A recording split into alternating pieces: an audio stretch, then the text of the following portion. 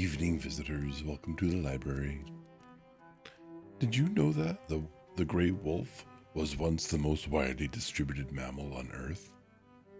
That actually surprises me a little bit. Well, certainly not the most populous by any means or stretch of the imagination, but I'm going to assume that they're referring to sort of habitat ranges, which is interesting. It was going to either be them or one of the cat species, I imagine. And the cats are probably a little too specialized for any one in particular. Well, maybe, yeah. So this is like a specific wolf, so the gray wolf. And then I think we hunted them near to extinction or something. Yeah, as we're really good at doing that as a species ourselves. Kind of real feather in our hats, I suppose. Our cats are really cute.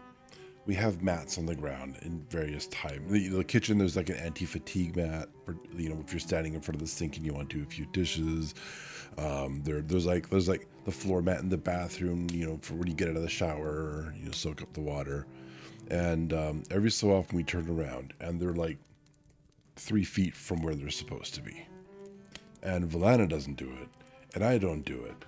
There's only 2 possible culprits who could be guilty of such an act. There's Gwen and Maybe. We know they like to dive into things. Maybe has a habit of, she likes playing with Q-tips, like the cotton swabs. Yes, probably Maybe. Gwen is like the rush, and like maybe she like jumped on the mat and it slid or something, but almost certainly it was Maybe.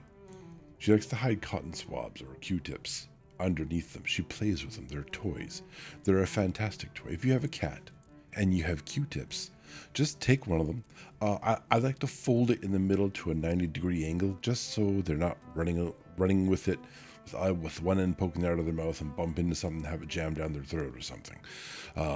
But they'll take it, and she just loves the ever-living death out of it. And sometimes, if I were a cotton swab, I would probably think that was literal. But every so often we'll kind of like we'll pick up, especially the bath mat, and there's like 3 of them under there. She likes to stuff things that she's playing with under things like mats and fridges. She does it to the fridge, maybe the stove. I don't know if she's done it to the stove for a while, but I think she's done it once or twice. We don't get things back from under the stove. The fridge, we have one of those telescoping fly swatters, and you can just kind of like scoop underneath it. And that's sometimes, yeah, she's a hoarder for sure. Yeah, she has treasure hoards around the place. One day when we move out, we're going to find so much stuff that was certainly lost. Well, lost to us anyhow. Absolutely. They're very precious creatures. Gwen was like super pay attention to me today and super purr at the slightest provocation. And just, yeah. She's, ever since coming back from her surgery and getting her stitches out, she has become a very needy child. And that's okay. I can live with that. I think that's not a bad thing. Last time on the library, it's my series now, called The Library, we finished off The War of the Worlds, of course. My brain's like, what did I read last time? Of course, we finished The War of the World. We only had 3 chapters. Then we dove into Monster Hunter Wilds to test that out for a little while. But like the book, it ended on a very bittersweet ending, I suppose. It was in the aftermath of the invasion. Everything had been destroyed. So much loss was being felt by our characters, by the nation that had been ravaged by the Martians. But there were not everything was lost. We found we found the wife and the cousin, even though we had heard news that the Leatherhead, where they had evacuated to, had been utterly destroyed with no one saved. But they were found back at his old home in the midst of his despair. Also, coming out of the victory, he fell into a sort of kind of lost his mind there for a little while. Just to simplify, I don't know what that would possibly be described as in the field of psychology, but he was kind of like probably depression. Actually, yeah, It's probably a deep depression. That I can empathize over. So he doesn't remember much of it. Either way, in the end, he was reunited with his wife, and the world moved on. Supplies were coming in, they were being saved, they would be okay, but they had much rebuilding to do. And the world, of course, is forever changed with the knowledge of a hostile species sitting within the solar system, which is, I don't know, did they understand the idea of galaxies back then? Or were we still at, we only understand the solar system, we don't know how far out space goes yet? Because we learned that in steps, right? When I was younger, the idea of black holes was a crazy idea that no one had proven and very likely was never going to be real. Then one day it was real. Kind of crazy. And then as I was growing up, the size of the universe and the number of stars in the galaxy expanded upon. And then we discovered a lot of those stars were actually other galaxies, and then just how big those were and how far away those were. And it's hard to tell sometimes. Yeah, solar system stuff. Yeah, it's hard to tell sometimes. The information you get as a layman growing up, just watching the news or science communication channels, we have those now. Yeah, I would explain why from Mars and not from outside our solar system. Yeah, if Mars was like the only other reasonable concept to think about, right? So I guess that's like the guy was going for sort of a hard science fiction, if you will, right? This is potentially possible kind of idea, not radically, fantastically sourced from a pure imagination. Which who knows might have been right. But what was I saying? I was saying, yes, it's hard to tell how much information is known by who, where. Because as I was growing up, you learn things like, oh yeah, cool, black holes are an awesome thing, and here's what they are, and here's like the layman's explanation, and then you learn various facts just over the news and such. But when I was younger, the news was literally all you had to go on. The news was, and a few documentaries, I suppose, whenever they came out. But then you go like then I went through university, and I realized just how old some of this information is. And ever since the advent of like streaming services like YouTube and the host of science communicators, right? A whole bunch of people who are legitimate, not the AI slop crap, but before that happened, and still today, there are a lot of science communicators who do really good jobs talking about just when this idea was explored by some scientists in Germany from World War II, and like how old was Einstein's work? I have no idea, but he discovered stuff that we're still confirming today, and that kind of idea. And it's just how, like, did we really not know this? Like some of this stuff. I wonder how long we really knew how many galaxies there were, how far away they were, how many stars we had, and when did we know that? It's kind of hard to tell sometimes. It's really interesting. If you have not gotten a degree in college or university, I know that's not possible for everyone. I'm not trying to rub that in or anything, but if you have the opportunity to, I would highly encourage you to do so. Understanding the depth of knowledge in a field of science or knowledge is really kind of enlightening. You take a look at a subject matter like medicine. Okay, cool. Medicine's a field of science. Well, no, medicine is a field of a great many sciences, of very deep knowledge that goes back a long time, and the detail within which has details within that, and has information within that, and questions still on so on and so forth. There's so much information. There's so much knowledge, and we just don't know about on a day-to-day basis. And it's impossible for us to actually ever know all that is, even in our own field. I have a degree in computer science. I cannot tell you half the things, 90% of the stuff in computer science. It goes too deep in other directions that I did not pursue. And that's just how it is.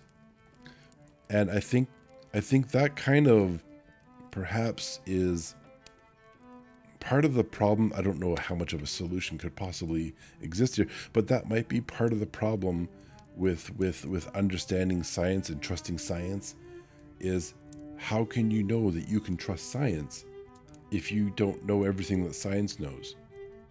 But of course, you can't know everything that science knows.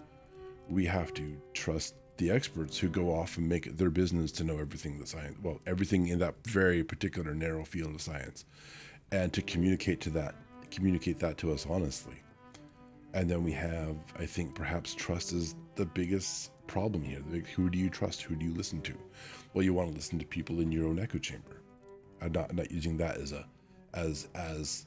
normally echo chamber is a negative term, but the reality is that we all live in one or more echo chambers.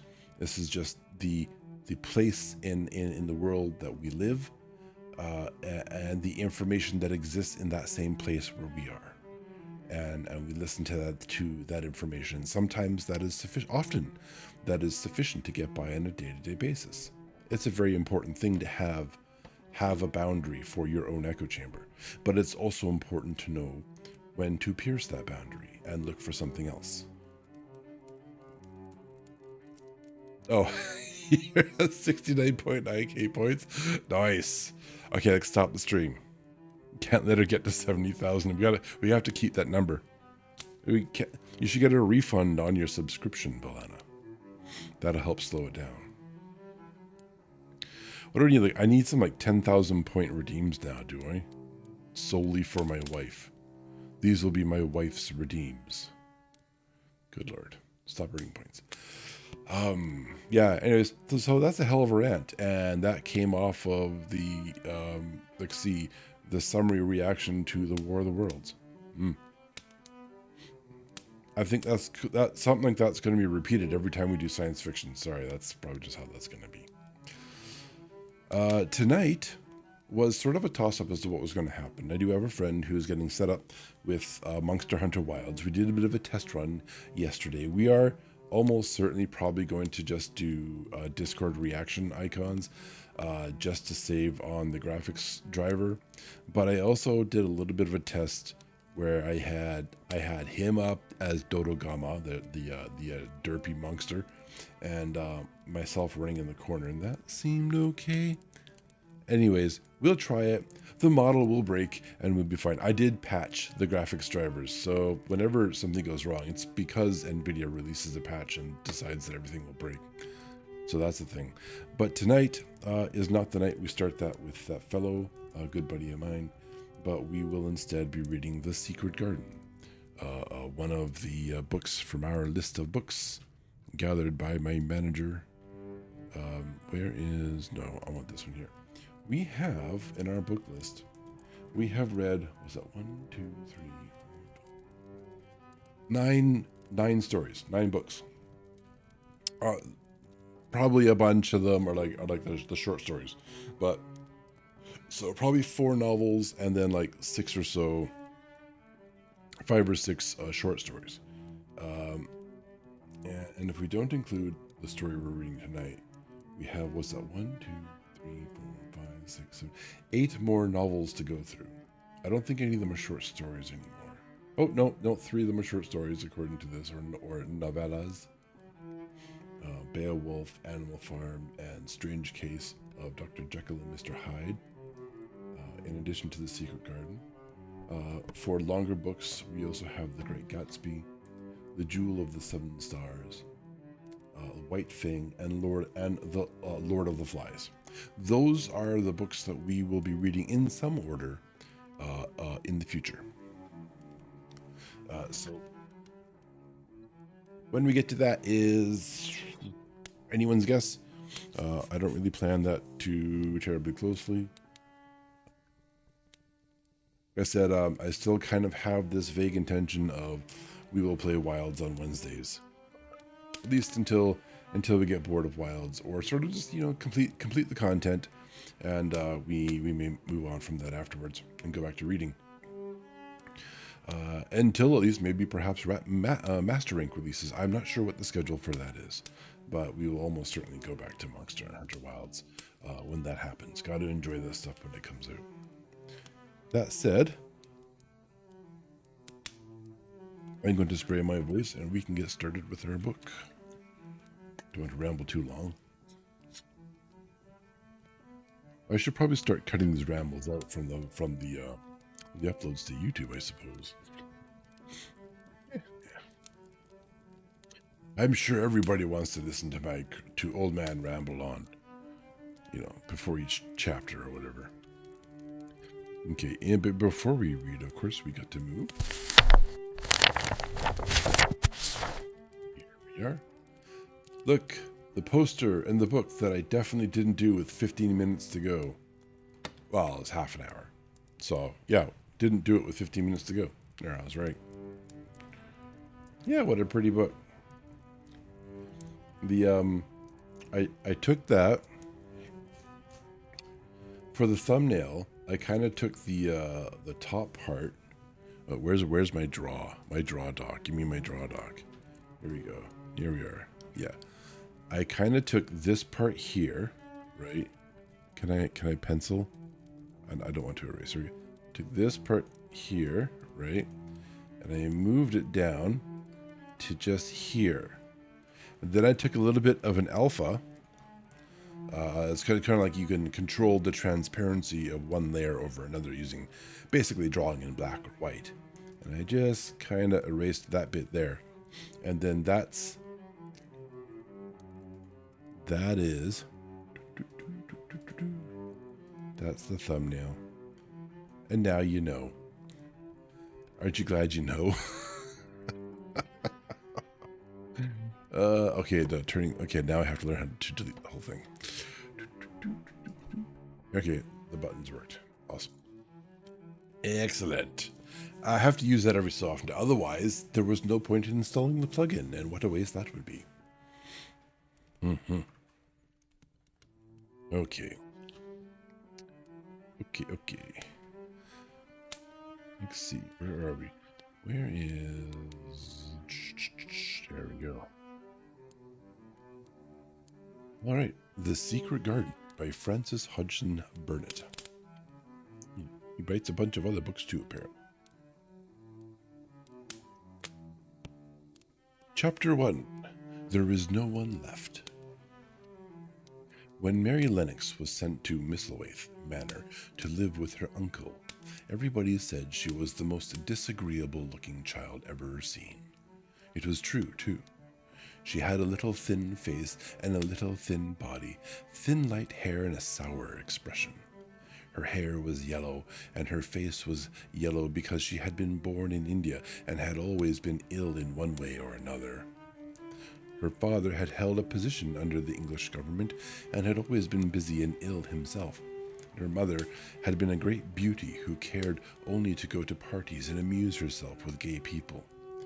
She had not wanted a little girl at all. And when Mary was born, she handed her over to the care of Aya, who was made to understand that if she wished to please the Mem Sahib, she must keep the child out of sight as much as possible. Great parent. So when she was a sickly, fretful, ugly little baby, she was kept out of the way. And when she had become a sickly, fretful, toddling thing, she was kept out of the way also. She never remembered seeing familiarly anything but the dark faces of her ayah and the other native servants, and as they always obeyed her and gave her her own way in everything, because the Mem Sahib would be angry if she was disturbed by her crying. By the time she was 6 years old, she was as tyrannical and selfish a little pig as ever lived. The young English governess who came to teach her to read and write disliked her so much that she gave up her place in 3 months. And when the other governesses came to try to fill it, they always went away in a shorter time than the first one. So if Mary had not chosen to really want to know how to read books, she would never have learned her letters at all. Parents. One frightfully hot morning, when she was about 9 years old, she awakened feeling very cross, and she became crosser still when when she saw that the servant who stood by her bedside was not her ayah. "Why did you come?" she said to the strange woman. "I will not let you stay. Send me ayah to me, or send my ayah to me." The woman looked frightened, but she only stammered that ayah could not come, and when Mary threw herself into a passion and beat and kicked her, she looked she looked only more frightened and repeated that it was not possible for the ayah to come to Missy Sahib. There was something mysterious in the air that morning. Nothing was done in its regular order, and several of the native servants seemed missing, while those whom Mary saw slunk or hurried about with ashy and scared faces. But no one would tell her anything, and her ayah did not come. She was actually left alone as the morning went on, and at last she wandered out into the garden and began to play by herself under a tree near the veranda. She pretended that she was making a flower bed, and she stuck her big scarlet hibiscus blooms into little heaps of earth, all the time growing more and more angry and muttering to herself the things she would say and the names she would call Sadie when she returned. I suppose that means some sort of rude phrase. "Pig, pig, daughter of pigs," she said, because to call a native a pig is the worst insult of all. She was grinding her... Okay. I thought I was hitting arrow keys and I hit home and then it just like flipped to the top of the whole damn story. I'd be fine in my place. My bad. Let's see, where's all the insulting phrases? Here we go. Okay, good. To keep my eye on where the hell the arrow keys are. She was grinding her teeth and saying this over and over again when she heard her mother come out on the veranda with someone. She was with a fair young man, and they stood talking together in low, strange voices. Mary knew the fair young man who looked like a boy. She had heard that he was a very young officer who had just come from England. The child stared at him, but she stared most at her mother. She always did this when she had a chance to see her, because the Mem Sahibid, Sabid, Mary used to call her that, oftener than anything else, was such a tall, slim, pretty person and wore such lovely clothes. Her hair was like curly silk, and she had a delicate little nose which seemed to be disdaining things, and she had large, laughing eyes. All her clothes were thin and floating, and Mary said they were full of lace. They looked fuller of lace than ever this morning, but her eyes were not laughing at all. They were large and scared, and lifted imploringly to the very fair boy officer's face. "Is it so very bad?" "Oh, is it?" Mary heard her say. "Awfully," the young man answered in a trembling voice. "Awfully. Mrs. Lennox, you ought to have gone to the hills 2 weeks ago." The Mem Sahib, I guess it's Sahib. The Mem Sahib wrung her hands. "Oh, I know I ought," she cried. "I only stayed to go to that silly dinner party. What a fool I was." That does sound very foolish. When you need to evacuate somewhere, dinner party ain't important. Get going, bro. At that very moment, such a loud sound of wailing broke from the servants' quarters that she clutched the young man's arm, and Mary stood shivering from head to foot. The wailing grew wilder and wilder. "What is it? What is it?" Mrs. Lennox gasped. "Someone has died," answered the boy officer. "You did not say it had broken out among your servants." "I did not know," the Mem Sahib cried. Sahib. I'm putting in extra letters, and I think it's Dune's fault. Yeah, Sahib. And that's probably all. And like Velana's also at fault through the transitory property of blame.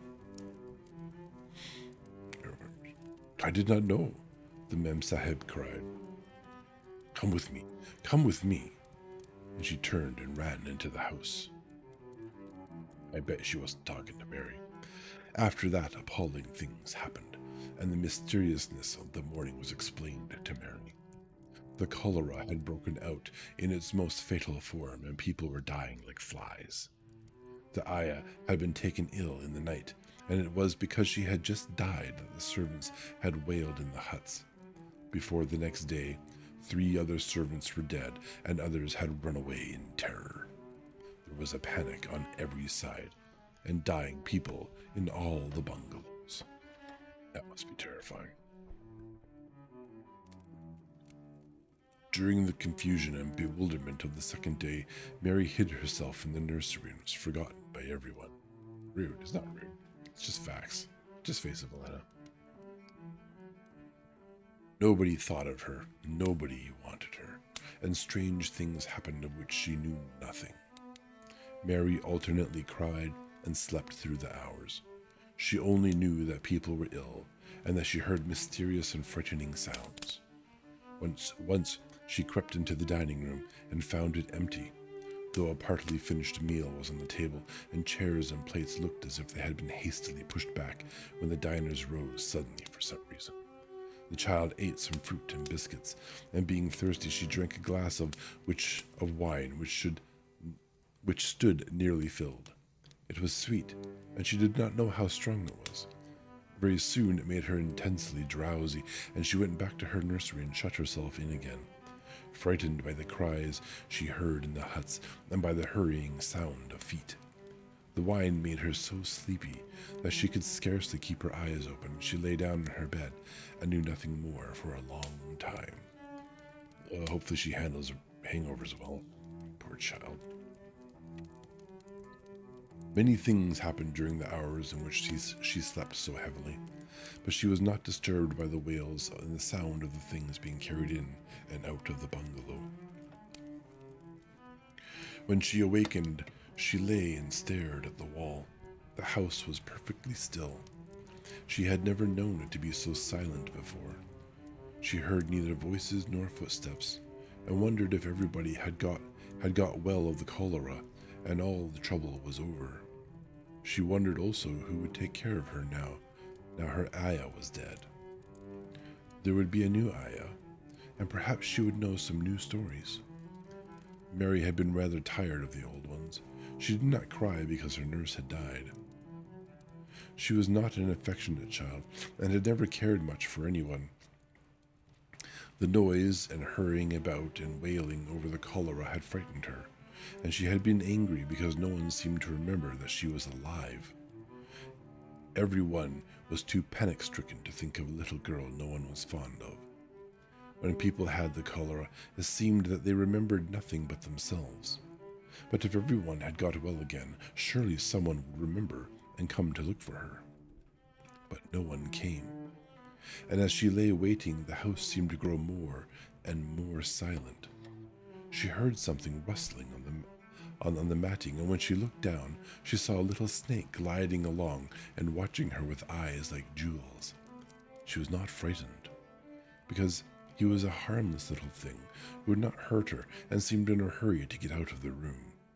He slipped under the door as she watched him. "How queer and quiet it is," she said. "It sounds as if there was no one in the bungalow but me and the snake." Almost the next minute she heard footsteps in the compound, and then on the veranda. They were men's footsteps, and the men entered the bungalow and talked in low voices. No one went to meet or speak to them, and they seemed to open doors and look into rooms. "What desolation," she heard one voice say. "That pretty, pretty woman. I suppose the child too. I heard there was a child, though no one ever saw her." Mary was standing in the middle of the nursery when they opened the door a few minutes later. She looked an ugly, cross little thing and was frowning because she was beginning to be hungry and feel disgracefully neglected.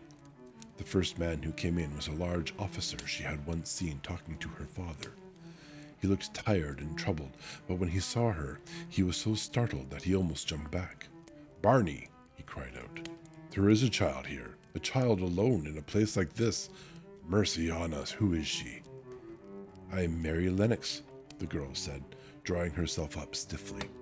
She thought the man was very rude to call her father's bungalow a place like this. I fell asleep when everyone had the cholera, and I have only just wakened up. Why does nobody come? It is a child no one ever saw, exclaimed the man, turning to his companions. She has actually been forgotten. Why was I forgotten? Mary said, stamping her foot. Why does nobody come?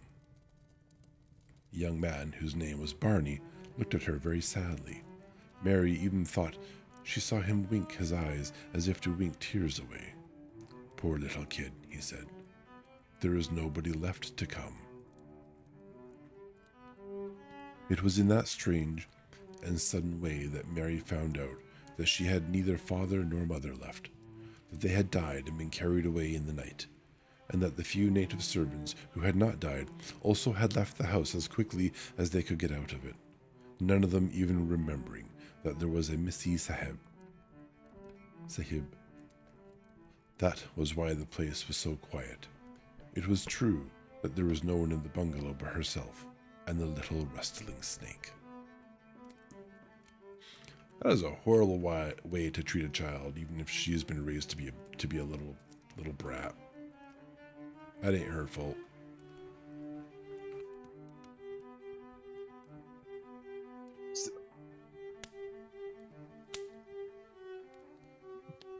I need a new chair. Have I mentioned that yet?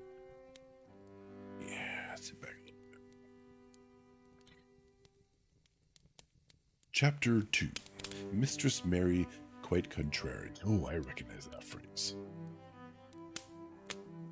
Yes. I hope it gets less dark. There's only one more dark place to go in that particular story.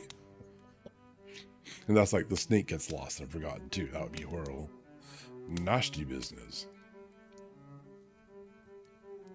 Mary had liked to look at her mother from a distance, and she had thought her very pretty. But as she knew very little of her, she could scarcely have been expected to love her or to miss her very much when she was gone. True. She did not miss her at all. In fact, and as she was a self-absorbed child, she gave her entire thought to herself, as she had always done. Yeah, and children do that, and that's okay for children to do that. Though you should be trained out of that by loving parents eventually. If she had been older, she would no doubt have been very anxious at being left alone in the world, but she was very young, and as she had always been taken care of, she supposed she always would be. What she thought was that she would like to know if she was going to nice people, who would be polite to her and give her her own way as her ayah and the other native servants had done. She knew that she was not going to stay at the English clergyman's house where she was taken at first. She did not want to stay. The English clergyman was poor, and he had 5 children, nearly all the same age, and they wore shabby clothes and were always quarreling and snatching toys from each other. Mary hated their untidy bungalow and was so disagreeable to them that after the first day or two, nobody would play with her. By the second day, they had given her a nickname which made her furious. It was Basil who thought of it first. Basil was a little boy with impudent blue eyes and a turned-up nose, and Mary hated him. She was playing by herself under a tree, just as she had been playing the day the cholera broke out. She was making heaps of earth and paths for a garden, and Basil came and stood near to watch her. Presently, he got rather interested and suddenly made a suggestion. "Why don't you put a heap of stones there and pretend it is a rockery?" he said. "There in the middle." And he leaned over her to point. "Go away," cried Mary. "I don't want boys. Go away." For a moment, Basil looked angry. Then he began to tease. He was always teasing his sisters. He danced around and round her and made faces and sang and laughed. And I'm only going to read this out. "Mistress Mary, quite contrary, how does your garden grow? With silver bells and cockle shells and marigolds all in a row." That's not really teasing. In fact, it's quite clever to just come up with that on the spot. So, like, boy's kind of smart. He sang it until the other children heard and laughed too, and the crosser Mary got, the more they sang. Mistress Mary quite contrary, and after that, as long as she stayed with them, they called her Mistress Mary quite contrary, when they spoke of her to each other, and often when they spoke to her.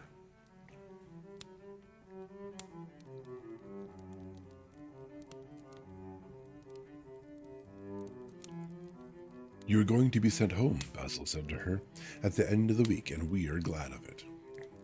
I'm glad of it too, answered Mary. Where is home? She doesn't know where home is, said Basil, with 7-year-old scorn. It's England, of course. Our grandmamma lives there, and our sister Mabel was sent to her last year. You're not going to your grandmamma. You have none.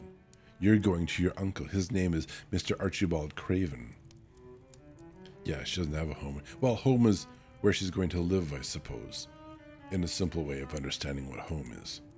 Home is just where servants are who do your chores for you, kind of idea. I guess. I suppose. I don't know anything about him, snapped Mary. I know you don't, Basil answered. You don't know anything. Girls never do. I heard father and mother talking about him. He lives in a great big desolate old house in the country, and no one goes near him. He's so cross he won't let them, and they wouldn't come if he would let them. He's a hunchback, and he's horrid. I don't believe you, said Mary, and she turned her back and stuck her fingers in her ears because she would not listen any more. But she thought over it a great deal afterward, and when Mrs. Crawford told her that night that she was going to sail away to England in a few days and go to her uncle, Mr. Archibald Craven, who lived at Misselthwaite Manor, she looked so stony and stubbornly uninterested that they did not know what to think about her. They tried to be kind to her, but she only turned her face away when Mrs. Crawford attempted to kiss her, and held herself stiffly when Mr. Crawford patted her shoulder. She is such a pain child, Mrs. Crawford said pityingly afterward. And her mother was such a pretty creature. She had a very pretty manner, too, and Mary has the most unattractive ways I ever saw in a child. The children call her Mistress Mary quite contrary, and though it's naughty of them, one can't help understanding it. Like she is a neglected child that is being shipped off again. Yeah, like imagine a child behaving this way who was never taught how to behave by loving parents and is again being shuffled off over and over again. Yeah, and you can just feel it, right? Like this is the child's fault. Of course it's the child's fault. It can't be us adults' fault. We're perfect. We never do anything wrong. This is why it takes generations to learn about things like how raising a child should be done and should not be done. And I won't go into the details there, of course. That can be problematic conversations or topics for people, but it's kind of interesting. In our lifetimes, science has actually come out and like studies have actually been done. Like the field of psychology has made leaps and bounds in recent decades. And we now know a lot more than we used to. And we have this understanding that the things we thought we knew, or our previous generations especially, thought they knew beforehand, were like common knowledge, common wisdom. We now understand are actually really bad things to do to children. Like spare the rod and spoil the child is not a thing. It's actually the opposite of what you want to do. But yeah, I digress. Let us continue. Perhaps if her mother had carried her pretty face and her pretty manners oftener into the nursery, Mary might have learned some pretty ways too.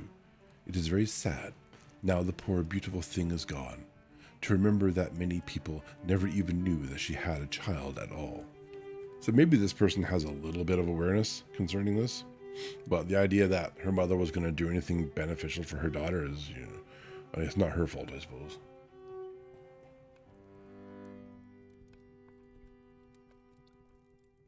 I believe she scarcely ever looked at her, sighed Mr. Crawford. When her ayah was dead, there was no one to give a thought to the little thing. Think of the servants running away and leaving her all alone in that deserted bungalow.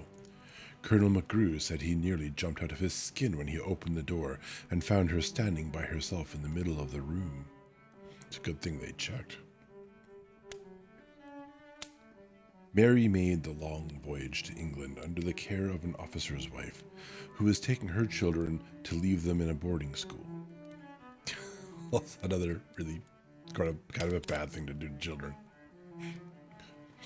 She was very much absorbed in her own little boy and girl, and was rather glad to hand the child over to the woman Mr. Archibald Craven sent to meet her in London. The woman was his housekeeper at Misselthwaite Manor, and her name was Mrs. Medlock. She was a stout woman with very red cheeks and sharp black eyes.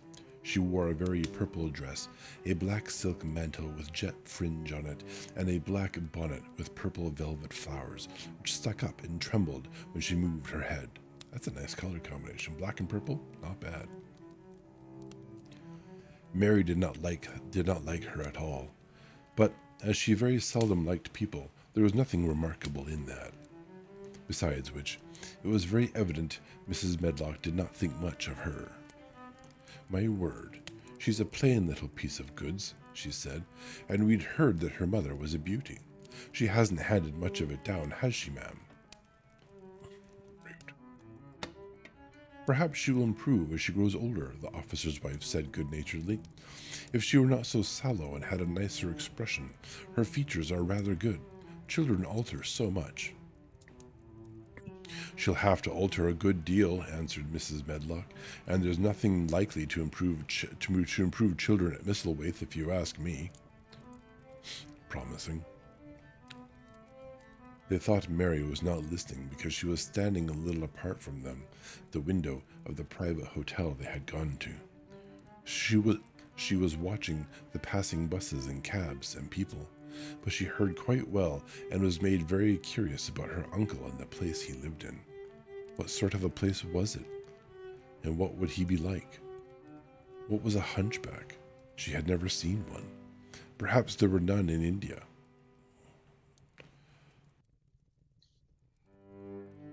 Since she had been living in other people's houses and had had no ayah, she had begun to feel lonely and to think queer thoughts which were new to her. She had begun to wonder why she had never seemed to belong to anyone, even when her father and mother had been alive. Other children seemed to belong to their fathers and mothers, but she had never seemed to really be anyone's little girl. She had had servants and food and clothes, but no one had taken any notice of her. She did not know that this was because she was a disagreeable child, but then, of course, she did not know that she was disagreeable. She often thought that other people were, but she did not know that she herself was, or that she was so herself.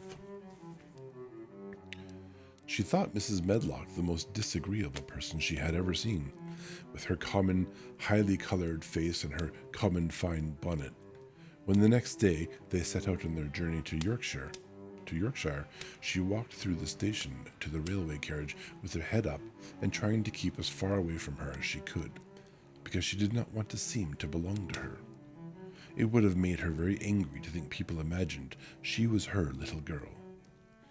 But Mrs. Medlock was not in the least disturbed by her and her thoughts. She was the kind of woman who would stand no nonsense from young ones. At least, that is what she would have said if she had been asked. She had not wanted to go to London just when her sister Maria's daughter was going to be married, but she had had a comfortable, well-paid place as housekeeper at Misselthwaite Manor, and the only way in which she could keep it was to do at once what Mr. Archibald Craven told her to do.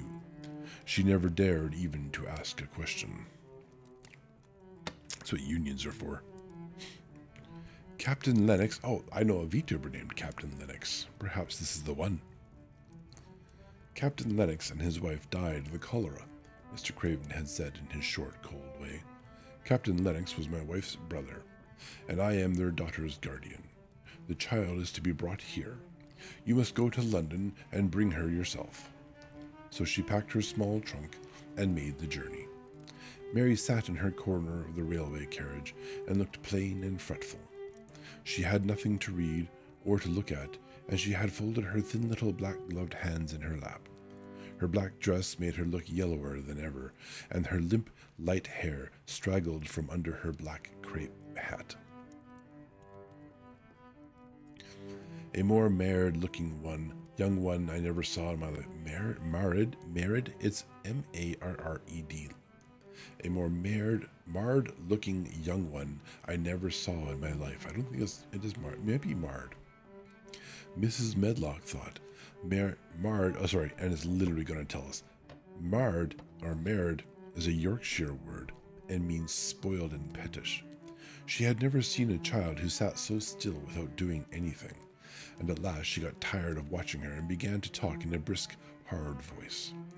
I suppose I may as well tell you something about where you are going to. Well, someone should, yes, she said. Do you know anything about your uncle? No, said Mary.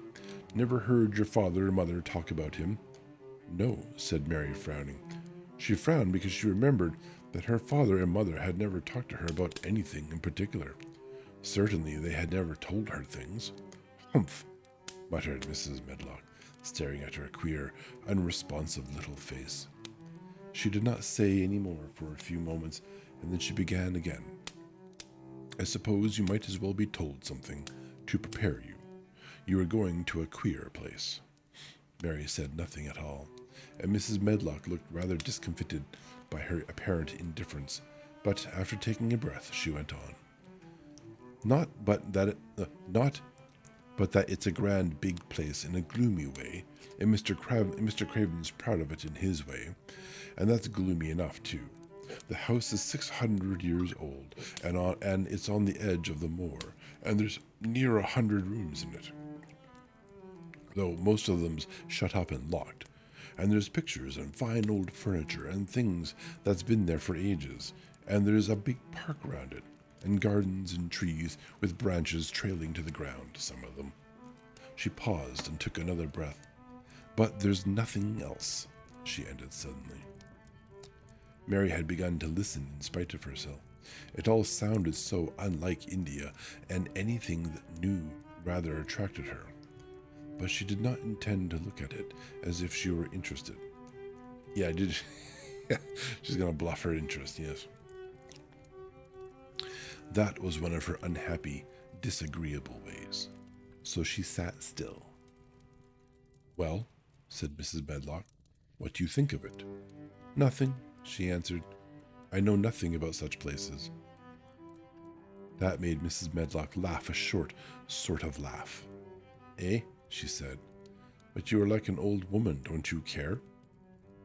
Doesn't matter, said Mary, whether I care or not. Very true. You're right enough there, said Mrs. Medlock, it doesn't. What you're to be kept at Misselthwaite Manor for, I don't know, unless it's because it's the easiest way.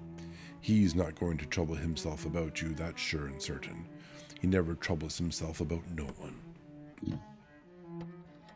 She stopped herself as if she had just remembered something in time. He's got a crooked back, she said. That set him wrong.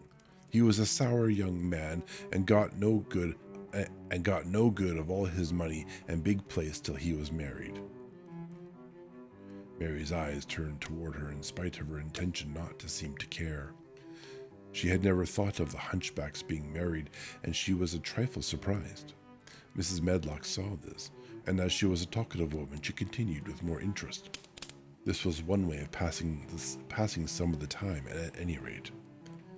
She was a sweet, pretty thing, and he'd have walked the world over to get her a blade of grass she wanted. Nobody thought she'd marry him, but she did. And people said she married him for his money, but she didn't. She didn't. Positively.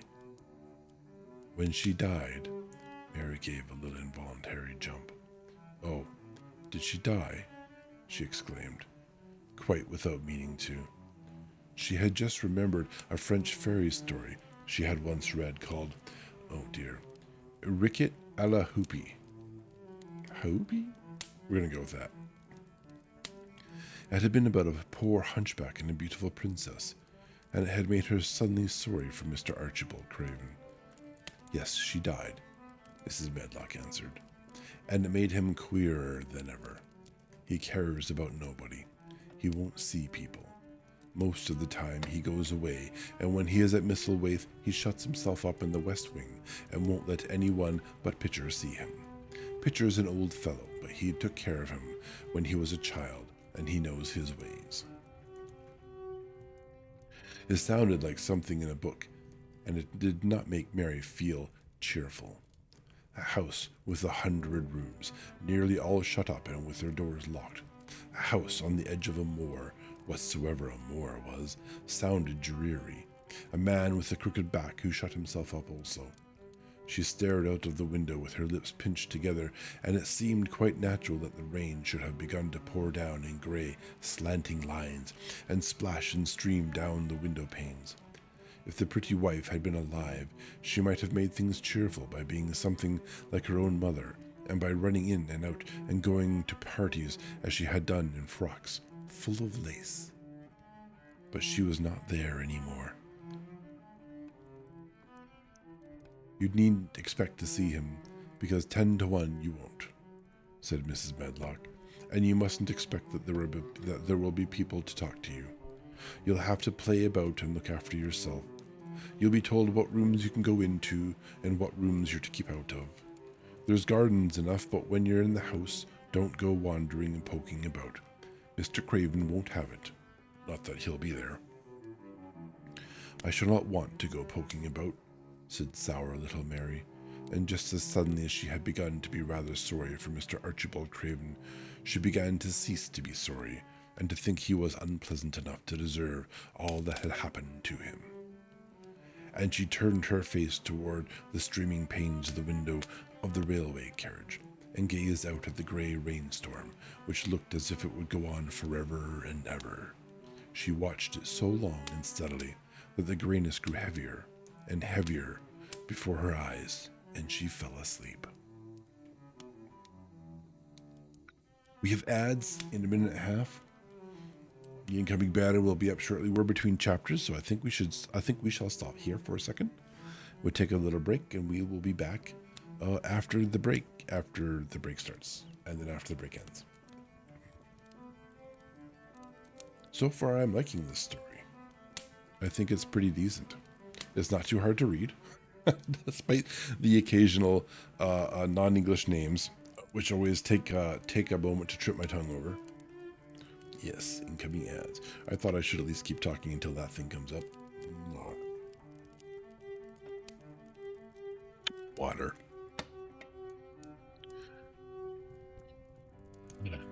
See you soon.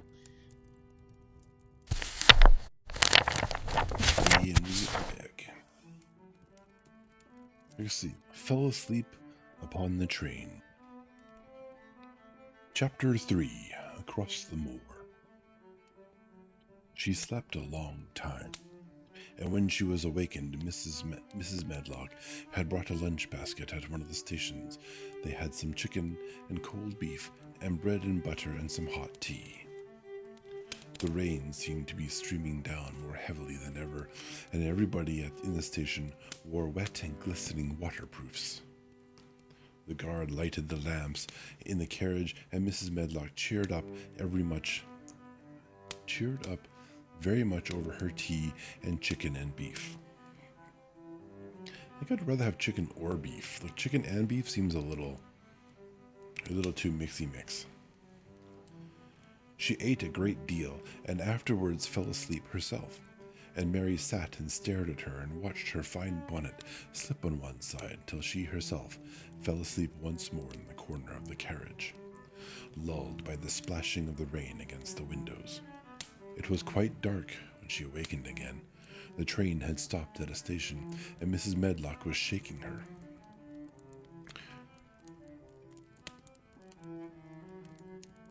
You have had a sleep, she said. It's time to open your eyes.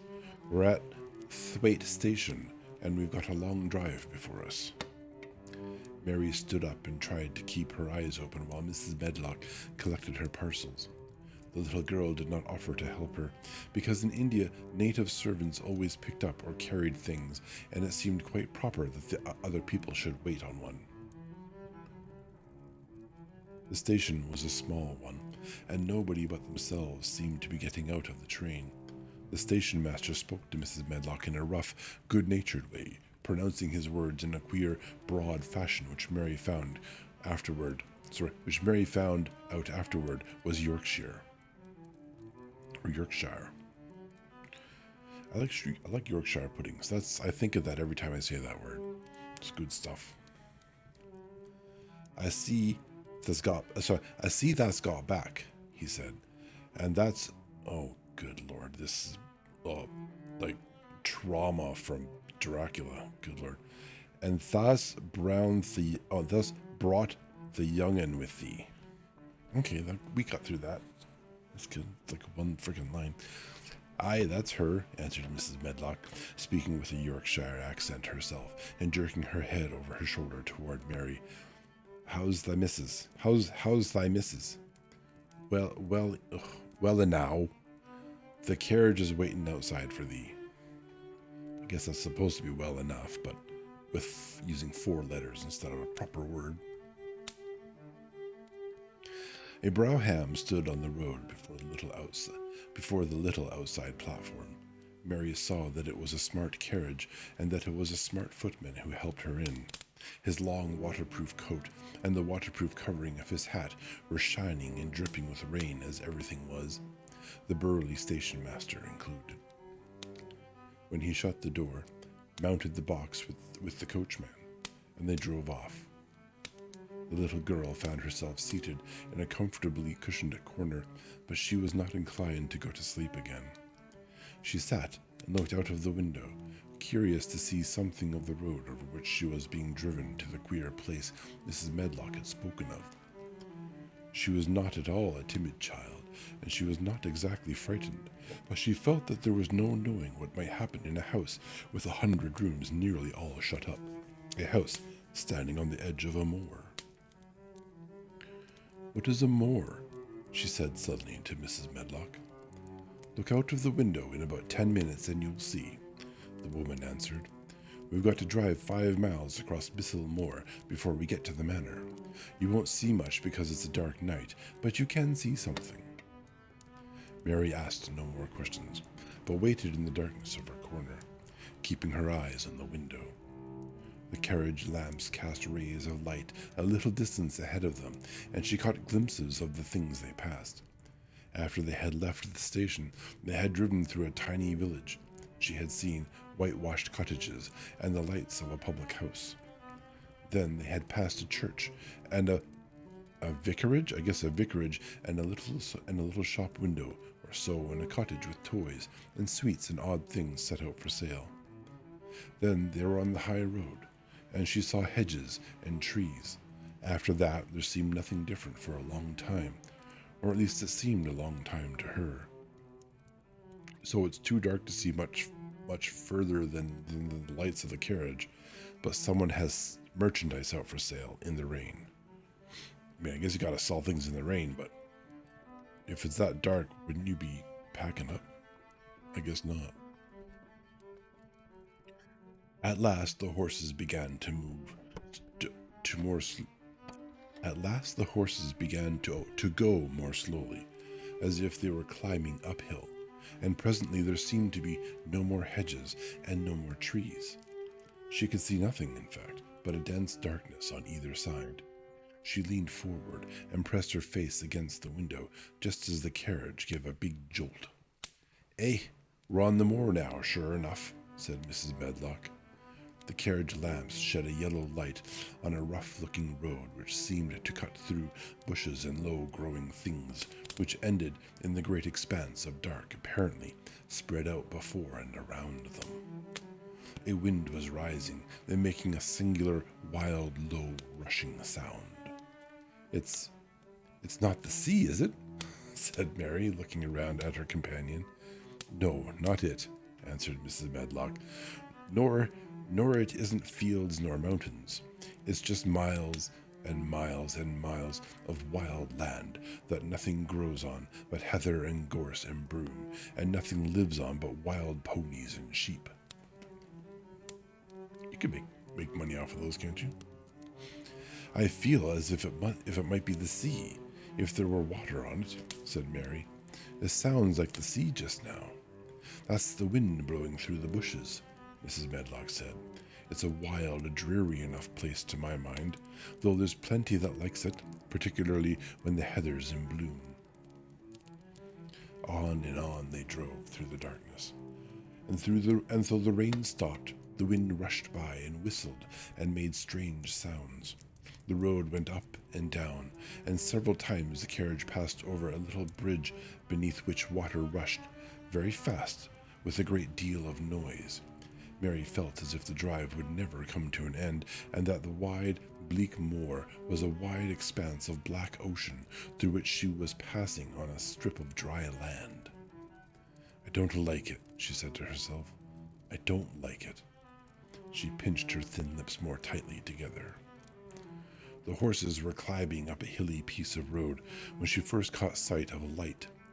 Mrs. Medlock saw it as soon as she did and drew a long sigh of relief. I'm glad to see that bit of light twinkling, she exclaimed. It's the light in the lodge window. We shall get a good cup of tea after a bit, at all events. It was after a bit, as she said, for when the carriage passed through the park gates, there was still 2 miles of avenue to drive through, and the trees, which nearly met overhead, made it seem as if they were driving through a long, dark vault. They drove out of the vault into a clear space and stopped before an immensely long but low-built house which seemed to ramble around a stone court. At first, Mary thought that there were no lights at all in the windows, but as she got out of the carriage, she saw that one room in a corner upstairs showed a dull glow. The entrance door was a huge one made of massive, curiously shaped panels of oak studded with big iron nails and bound with great iron bars. It opened into an enormous hall, which was so dimly lighted that the faces of the portraits on the walls and the figures in the suits of armor made Mary feel that she did not want to look at them. As she stood on the stone floor, she looked a very small, odd little black figure. She felt as small and lost and odd as she looked. A neat, thin old man stood near the manservant who opened the door for them. You are to take her to her room, he said in a husky voice. He doesn't want to see her. He's going to London in the morning. Very well, Mr. Pitcher, Mrs. Medlock answered. So long as I know what's expected of me, I can manage. What's expected of you, Mrs. Medlock, said Mr. Pitcher said, is that you make sure that he's not disturbed and that he doesn't see what he doesn't want to see. Oh, great. From one loving, warm home environment into basically exactly the same one. Lucky girl. And then Mary Lennox was led up a broad staircase and down a long corridor and up a short flight of steps and through another corridor and another, until a door opened in a wall, and she found herself in a room with a fire in it and a supper on a table. Mrs. Medlock said unceremoniously, Well, here you are. This room and the next are where you'll live, and you must keep to them. Don't you forget that. It was in this way Mistress Mary arrived at Misselthwaite Manor, and she had perhaps never felt quite so contrary in all her life. Yeah, a bunch of people who have forgotten how to be families. Yeah, this particular guy seems like it is probably from trauma. He's probably not been cared for very well himself, given his deformity. And in the previous home, it was just raw neglect. I didn't want a child. I want to have parties. I want to have a good time. I want to have cholera. Oh, look, we all died. Very selfish. You promise again. You keep promising that, Valena. When does it get better? Yeah, we're only like 5% of the way. Well, not quite 10%. I don't know, 9%. Way through the webpage. Chapter 4. Martha. When she opened her eyes in the morning, it was because a young housemaid had come into her room to light the fire and was kneeling on the hearth rug, raking out the cinders noisily. Mary lay and watched her for a few moments, and then began to look about the room. She had never seen a room at all like it, and thought it curious and gloomy. The walls were covered with tapestry, with a forest scene embroidered on it. There were fantastically dressed people under the trees, and in the distance there was a glimpse of the turrets of a castle. There were hunters and horses and dogs and ladies. Mary felt as if she were in the forest with them. Out of a deep window, she could see a great climbing stretch of land, which seemed to have no trees on it, and to look rather like an endless, dull, purplish sea. "What is that?" she said, pointing out of the window. Martha, the young housemaid, who had just risen to her feet, looked and pointed also. "That there," she said. "Yes, that's the moor," with a good-natured grin. "Does tha like it?"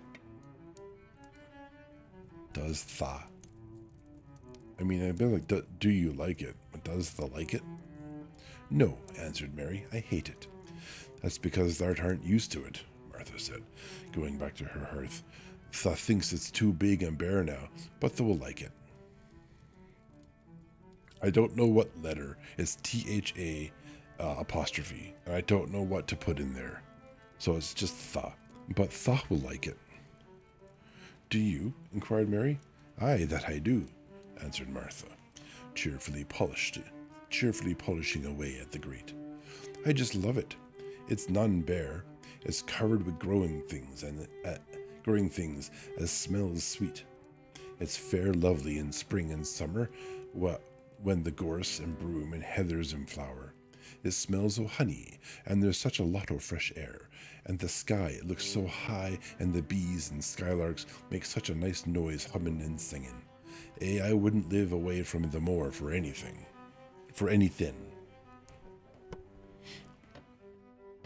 Mary listened to her with a grave, puzzled expression.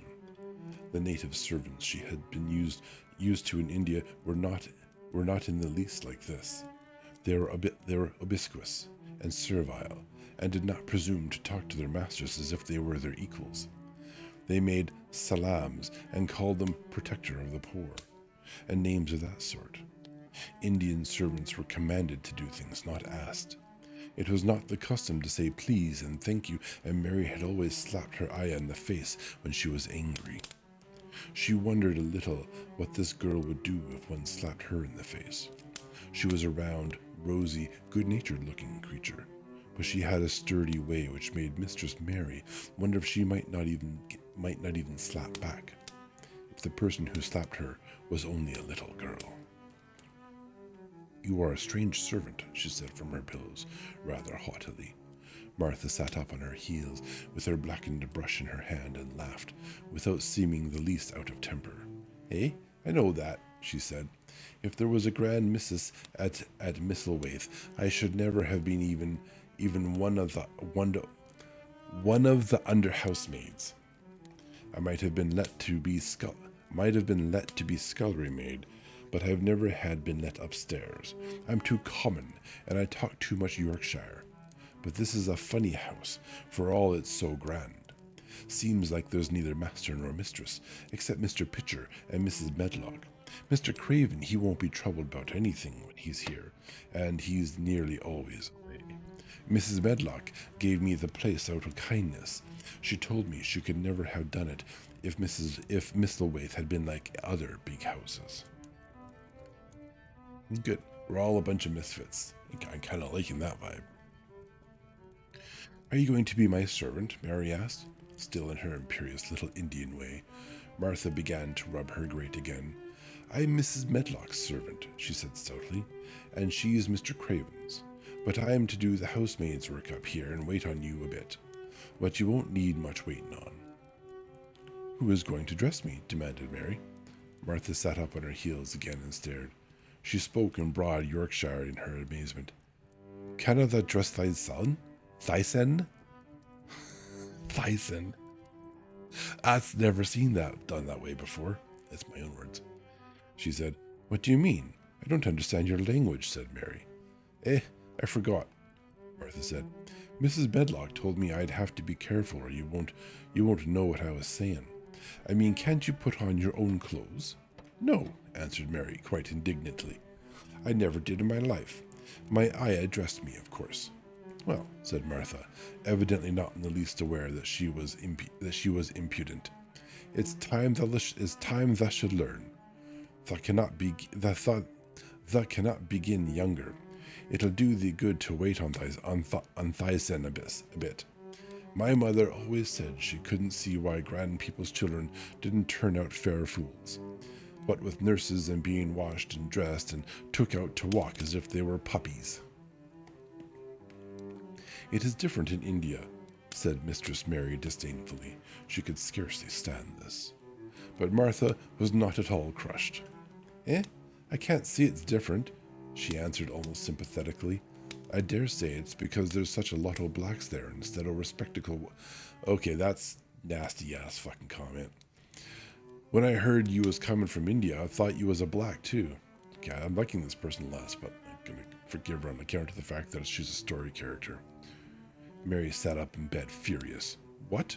She said. What? You thought I was a native? You daughter of a pig? Martha stared and looked hot. Who are you calling names? She said.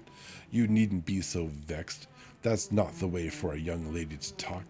I have nothing against the blacks. When you read about them in tracts, they're always very religious. You always read as a blacks, a man, and a brother. I have never seen a black, and I was fair pleased to think I was going to see one close.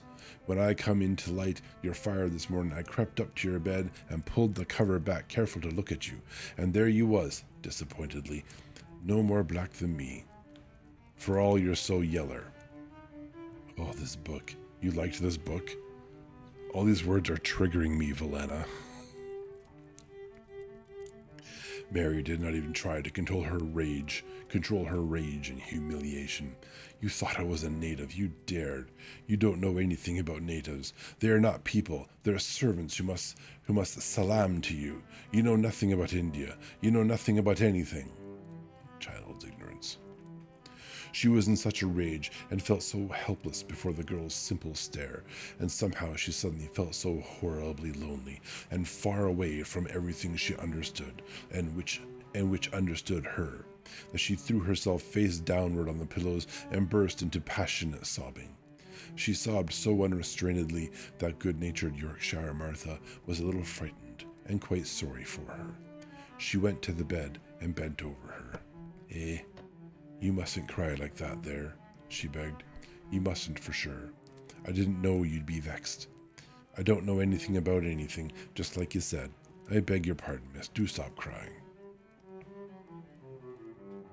There was something comforting and really friendly in her queer Yorkshire speech and sturdy way which she had good effect on Mary. She gradually ceased crying and became quiet. Martha looked relieved. It's time for thee to get up now, she said. Mrs. Medlock said I was to carry the breakfast and tea and dinner into the room next to this. It's been made into a nursery for thee. I'll help thee on... Sorry. I'll help thee on with thy clothes if they'll get out of bed. But the buttons are at the back, and thou cannot button them up thyself. When Mary at last decided to get up, the clothes Martha took from the wardrobe were not the ones she had worn when she arrived the night before with Mrs. Medlock. Those are not mine, she said. Mine are black. She looked the thick white wool coat and dress over, and added with cool approval, those are nicer than mine. These are the ones that thou must put on. Mr. Craven ordered Mrs. Medlock to get him in London. He said, I won't have a child dressed in black wandering about like a lost soul, he said. It'd make the place sadder than it is. Put color on it. Mother said she knew what he meant. Mother always knows what a body means. She doesn't hold back. She doesn't hold with black herself. Herself. There's no F in this person's language. I hate black things, said Mary. The dressing process was one which taught them both something.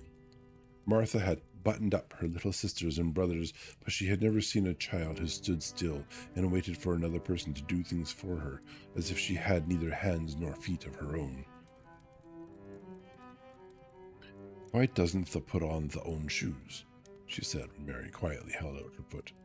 "My ayah did it," answered Mary, staring. "It was the custom." She said that very often. It was the custom. The native servants were always saying it. If one told them to do a thing their ancestors had not done for 1,000 years, they gazed at one mildly and said, "It is not the custom." And one knew that was the end of the matter. It had not been the custom that Mistress Mary should do anything but stand and allow herself to be dressed like a doll. But before she was ready for breakfast, she began to suspect that her life at Misselthwaite Manor would end by teaching her a number of things quite new to her. Things such as putting on her own shoes and stockings, and picking up things she let fall. If Martha had been a well-trained, fine young lady's maid, she would have been more subservient and respectful, and would have known that it was her business to brush her hair and button boots and pick things up and lay them away. She was, however, only an untrained Yorkshire rustic who had been brought up in a moorland cottage with a swarm of little brothers and sisters who had never dreamed of doing anything but waiting on themselves, and on the younger ones who were either babies in arms or just learning to totter about and tumble over things. If Mary Lennox had been a child who was ready to be amused, she would perhaps have laughed at Martha's readiness to talk. But Mary only listened to her coldly and wondered at her freedom of manner. At first she was not at all interested, but gradually, as the girl rattled on in her good-tempered, homely way, Mary began to notice what she was saying. "Eh? You should see 'em all," she said. "There's 12 of us, and my father only gets 16 shilling a week. I can tell you my mother's put to it to get porridge for 'em all. They tumble about on the moor and play there all day, and mother says the air of the moor fattens them. She says she believes that they eat grass same as the wild ponies do. Our Dickon, he's 12 years old, and he's got a young pony he calls his own." "Where did he get it?" asked Mary. "He found it on the moor, with its mother when it was a little one, and he began to make friends with it and give it bits o' bread and pluck young grass for it. And it got to like him, so it follows him about, and it lets him get on its back. Dickon's a kind lad with animals likes him." Mary had never possessed an animal pet of her own, and had always thought she should like one. So she began to feel a slight interest in Dickon, and as she had never before been interested in anyone but herself, it was the dawning of a healthy sentiment. When she went into the room which she had been made into a nursery for her, she found that it was rather like the one she had slept in. It was not a child's room, but a grown-up person's room, with gloomy old pictures on the walls and heavy oak chairs. A table in the center was set with a good substantial breakfast, but she had always had a very small appetite, and she looked with something more than indifference at the first plate Martha set before her. "I don't want it," she said. "That doesn't want thy porridge?" Martha exclaimed incredulously. "No. That doesn't know how good it is. Put a bit o' treacle on it, or a bit of sugar." "I don't want it," repeated Mary. "Eh?" said Martha. "I can't abide to see good victuals go to waste. If our children was at this table, they'd clean it bare in 5 minutes." "Why?" said Mary coldly. "Why?" echoed Martha. "Because they scarce ever had their stomachs full in their lives. They're as hungry as young hawks and foxes." "I don't know what it is to be hungry," said Mary with an indifference of ignorance. Martha looked indignant. "Well, it would do thee good to try it. I can see that plain enough," she said outspokenly. "I have no patience with folks and sits and just stares at good bread and meat. My word, I don't wish Dickens and Phil and Jane and the rest of 'em had what's here under their pinafores." "Why don't you take it to them?" suggested Mary. "That's actually a really good idea. They should do that." "Oh, hello, Neff." Neff the lore keeper. be lurking by the shelves. Welcome to the shelves, brother. Enjoy the readings. Mary is suggesting that they donate her breakfast. It's a grand idea. It's not mine, answered Martha stoutly, and this isn't my day out. I get my day out once a month, same as the rest. Oh, man, you need unions. Then I go home and clean up for Mother and give her a day's rest. Mary drank some tea and ate a little toast and some marmalade. You wrap up warm and run out and play, you, said Martha. It'll do you good and give you some stomach for your meat. Stomach for your meat. I guess this is the day and age of, like, you clean your plate, right? I know in my day and age it was you don't leave this table to your until you're done your food. And then Mother would put soggy green beans on my plate, and I would prefer to stay at the table for the rest of the night. My mother was not a good cook. Mary went to the window. There were gardens and paths and big trees, but everything looked dull and wintry. Out? Why should I go out on a day like this? Well, if it doesn't go out, they'll have to stay in, and what has that got to do? Mary glanced about her. There was nothing to do. When Mrs. Medlock had prepared the nursery, she had not thought of amusement. Perhaps it would be better to go and see what the gardens were like. Who will go with me? She inquired. Martha stared. You'll go by yourself, she answered. You'll have to learn and play like other children does when they haven't got sisters and brothers. Our Dickon goes off on the moor by himself and plays for hours. Parents today would not understand that, I don't think. That's how he made friends with the pony. He's got sheep on the moor that knows him, and birds as come and eats out of his hand. However little there is to eat, he always saves a bit of his bread to coax his pets. It was really this mention of Dickon which made Mary decide to go out, though she was not aware of it. There would be birds outside, though there would not be ponies or sheep. They would be different from the birds in India, and it might amuse her to look at them. Martha found her coat and hat for her and a pair of stout little boots, and she showed her way downstairs. If the goes round way, that'll come to the gardens, she said, pointing to a gate in a wall of shrubbery. There's lots of flowers in summertime, but there's nothing bloomin' now. She seemed to hesitate a second before she added, One of the gardens is locked up. No one has been in it for 10 years. That's foreshadowing. I think that's foreshadowing. Why? Asked Mary in spite of herself. Here was another locked door added to the 100 in the strange house. Mr. Craven had it shut when his wife died so sudden. He won't let no one go inside. It was her garden. He locked the door and dug a hole and buried the key. There's Mrs. Medlock's bell ringing. I must run. After she was gone, Mary turned down the walk which led to the door in the shrubbery. She could not help thinking about the garden which no one had been into for 10 years.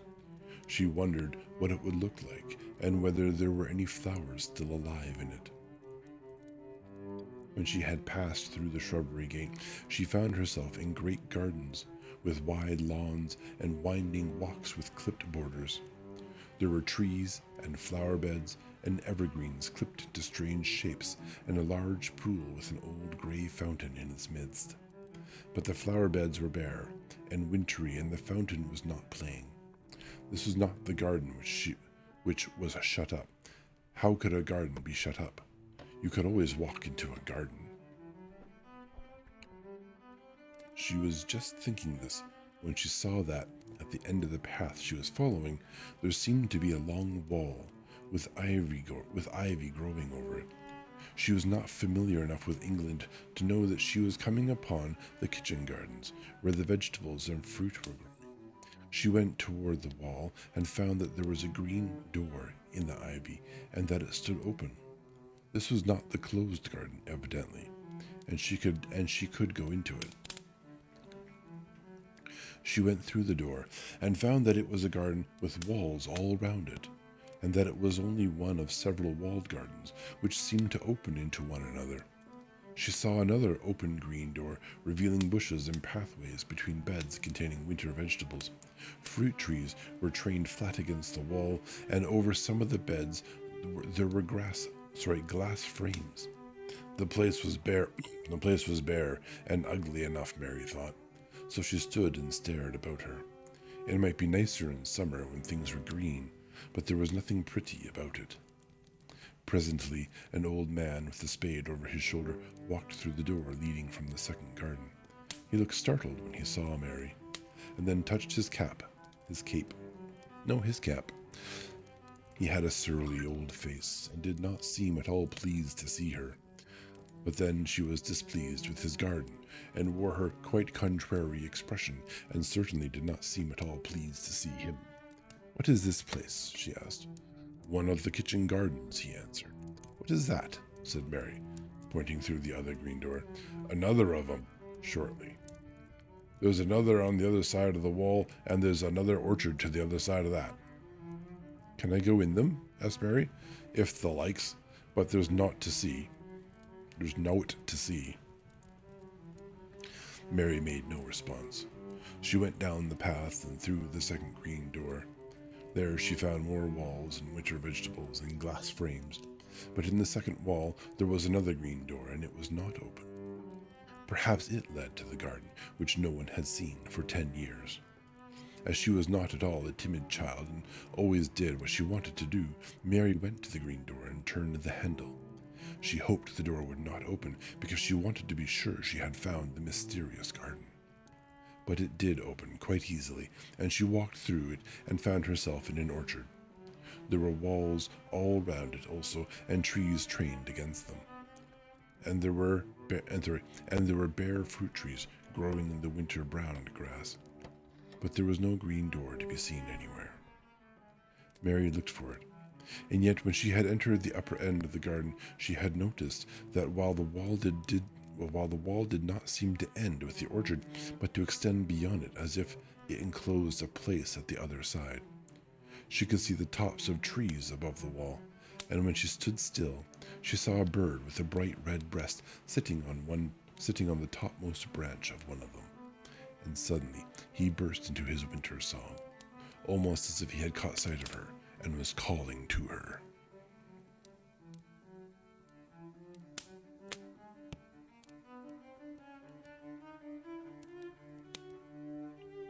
She stopped and listened to him, and somehow his cheerful, friendly little whistle gave her a pleased feeling. Even a disagreeable little girl may be lonely, and the big closed house and big bare moor and big bare gardens had made this one feel as if there was no one left in the world but herself. If she had been an affectionate child who had been used to being loved, she would have broken her heart. But even though she was Mistress Mary quite contrary, she was desolate, and the bright-breasted little bird brought a look into her sour little face which was almost a smile. She listened to him until he flew away. He was not like an Indian bird, and she liked him, and wondered if she should ever see him again. Perhaps he lived in the mysterious garden and knew all about it. Perhaps it was because she had nothing whatever to do that she thought so much of the deserted garden. She was curious about it and wanted to see what it was like. Why had Mr. Archibald Craven buried the key? If he had liked his wife so much, why did he hate her garden? She wondered if she should ever see him, but she knew that if she did, she should not like him, and he would not like her, and that she should only stand and stare at him and say nothing, though she should be wanting dreadfully to ask him why he had done such a queer thing. People never like me, and I never like people, she thought, and I never can talk as the Crawford children could. They were always talking and laughing and making noises. She thought of the robin, and of the way he seemed to sing his song at her, and as she remembered the tree top he perched on, she stopped rather suddenly on the path. I believe that tree was in the secret garden. I feel sure it was, she said. There was a wall round the place, and there was no door. She walked back into the first kitchen garden she had entered and found the old man digging there. She went and stood beside him and watched him a few moments in her cold little way. He took no notice of her, and so at last she spoke to him. I have been into the other gardens, she said. There was nothing to prevent thee, he answered crustily. I went into the orchard. There was no dog at the door to bite thee, he answered. There was no door there into the other garden, said Mary. What garden? He said in a rough voice, stopping his digging for a moment. The one on the other side of the wall, answered Mistress Mary. There are trees there, I saw the tops of them. A bird with a red breast was sitting on one of them, and he sang. To her surprise, the surly old weather-beaten face actually changed its expression. A slow smile spread over it, and the gardener looked quite different. It made her think it was curious how much nicer a person looked when he smiled. She had not thought of it before. He turned about to the orchard side of his garden and began to whistle, a low, soft whistle. She could not understand how such a surly man could make such a coaxing sound. Almost the next moment a wonderful thing happened. She heard a soft, little rustling flight through the air, and it was the bird with the red breast flying to them, and he actually alighted on the big clod of earth quite near to the gardener's foot. Here he is, chuckled the old man, and then he spoke to the bird as if he were speaking to a child. Where has thou been, that cheeky little beggar? He said. I have not seen thee before today. Has thou begun the courting this early in the season? Thou'rt too for'ard. The bird put his tiny head on one side and looked up at him with a soft, bright eye, which was like a black dewdrop. He seemed quite familiar and not the least afraid. He hopped about and pecked the earth briskly, looking for seeds and insects. It actually gave Mary a queer feeling in her heart, because he was so pretty and cheerful and seemed so like a person. He had a tiny, plump body and a delicate beak and slender, delicate legs. Will he always come when you call him? She asked almost in a whisper. Aye, that he will. I have known him ever since he was a fledgling. He came out of the nest in the other garden, and when first he flew over the wall, he was too weak to fly back for a few days, and we got friendly. When he went over the wall again, the rest of the brood was gone, and he was lonely, and he came back to me. Poor bird. What kind of bird is he? Asked me. Doesn't thou know? He's a robin redbreast, and they're the friendliest, curiousest birds alive. They're almost as friendly as dogs, if you know how to get on with them. Watch him pecking about there and looking at us now and again. He knows we're talking about him. It was the queerest thing in the world to see the old fellow. He looked at the plump little scarlet waistcoated bird as if he were both proud and fond of him. He's a conceited one, he chuckled. He likes to hear folk talk about him, and curious, bless me, there was never his like for curiosity and meddling. He's always coming to see what I'm planting, and knows all the things Mester Craven never troubles hisself to find out. He's the head gardener, he is. The robin hopped about bustily, pecking the soil, and now and then stopped and looked up at them a little. Mary thought his black dewdrop eyes gazed at her with great curiosity. It really seemed as if he were finding out all about her. The queer feeling in her heart increased.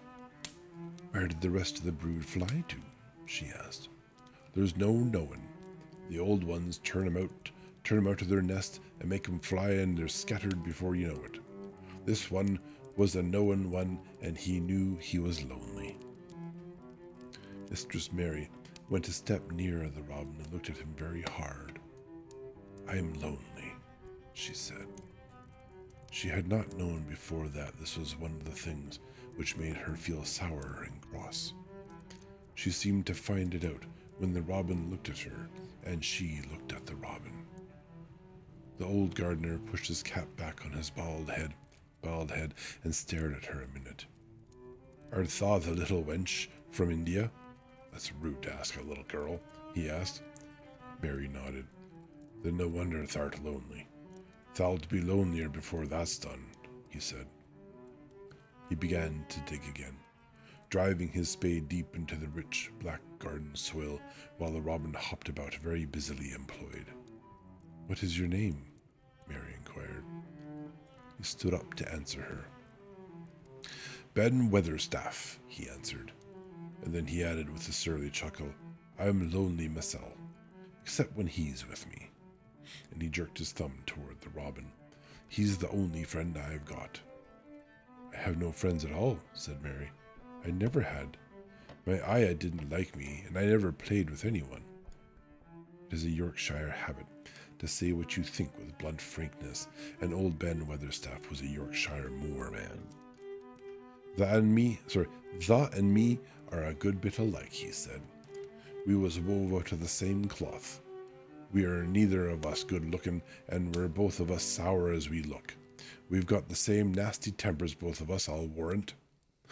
That's something to bond over, I guess. This was plain speaking, and Mary Lennox had never heard the truth about herself in her life. Native servants always salamed and submitted to you, whatever you did. She had never thought much about her looks, but she wondered if she was as unattractive as Ben Weatherstaff, and she also wondered if she looked as sour as he had looked before the robin came. She actually began to wonder also if she was nasty-tempered. She felt uncomfortable. Yeah, that's the first person to even try to connect with her. Yeah, to find common ground, right? Mrs. What's-Her-Face on the train at least gave us some information, but that kind of level of communication was probably not too uncommon, though, really.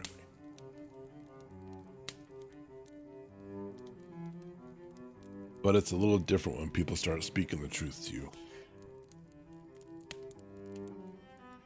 Suddenly, a clear, rippling little sound broke out near her, and she turned around. She was standing a few feet from a young apple tree, and the robin had flown on to one of its branches and had burst out into a scrap of a song. Ben Weatherstaff laughed outright. What did he do that for? Asked Mary. He's made up his mind to make friends with thee, replied Ben. Dang me if he hasn't took a fancy to thee. To me? Said Mary, and she moved toward the little tree softly and looked up. Would you make friends with me? She said to the little robin, as if she was speaking to a person. Would you? And she did not say it, either in her hard little voice or in her imperious Indian voice, but in a tone so soft and eager and coaxing that Ben Weatherstaff was as surprised as she had been when she heard him whistle. Why, he cried out, thus said as nice and human as if there was a real child instead of a sharp old woman. Thus said it almost like Dickon talks to his wild things on the moor. Do you know Dickon? Mary asked, turning round rather in a hurry. Everybody knows him. Dickon's wandering about everywhere. The very blackberries and heatherbells knows him. I warrant the fox show him where their cubs lie, and the skylarks doesn't hide their nests from him. Mary would have liked to ask some more questions. She was almost as curious about Dickon as she was about the deserted garden. But just that moment, the robin who had ended his song gave a little shake of his wings, spread them, and flew away. He had made his visit, and had other things to do. He has flown over the wall, Mary cried, watching him. He has flown into the orchard. He has flown across the other wall into the garden where there is no door. He lives there, said old Ben. He came out of the egg there. If he's courting, he's making up to some young madam of a robin that lives among the old rose trees there. Rose trees, said Mary. Are there rose trees? Ben Weatherstaff took up his spade again and began to dig. There was 10 years ago, he mumbled. I should like to see them, said Mary. Where is the green door? There must be a door somewhere. Ben drove his spade deep and looked uncompanionable as he had looked when she first saw him. There was 10 years ago, but there isn't now, he said. No, door, cried Mary. There must be. None as anyone can find, and none as is anyone's business. Don't you be a meddlesome wench and poke your nose where it's no cause to go. Here, I must go on with my work. Get you gone and play you. I've no more.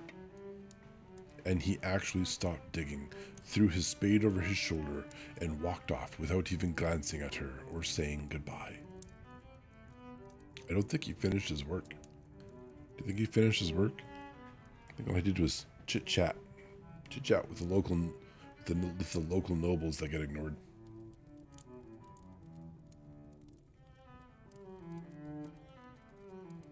Chapter 5. The Cry in the Corridor. At first, each day which passed by for Mary Lennox was exactly like the others. Every morning she awoke in her tapestried room and found Martha kneeling upon the hearth building her fire. Every morning she ate her breakfast in the nursery, which had nothing amusing in it. And after each breakfast she gazed out of the window across to the huge moor, which seemed to spread out on all sides and climb up to the sky. And after she had stared for a while, she realized that if she did not go out, she would have to stay in and do nothing. And so she went out. She did not know that this was the best thing she could have done. And she did not know that when she began to walk quickly or even run along the paths and down the avenue, she was stirring her slow blood and making herself stronger by fighting with the wind which swept down from the moor.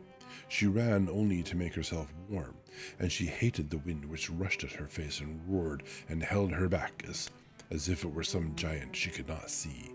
But the big breaths of rough, fresh air blown over the heather filled her lungs with something which was good for her whole thin body, and whipped some red color into her cheeks, and brightened her dull eyes when she did not know anything about it.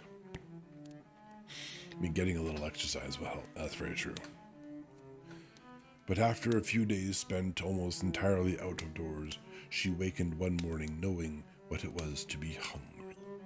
And when she sat down to her breakfast, she did not glance disdainfully at her porridge and push it away, but took up her spoon and began to eat it, and went on eating it until her bowl was empty. "They got on well enough with that this morning, didn't they?" said Martha.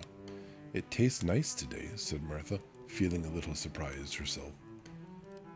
"It's the air of the moor that's given thee stomach for the victuals," answered Martha.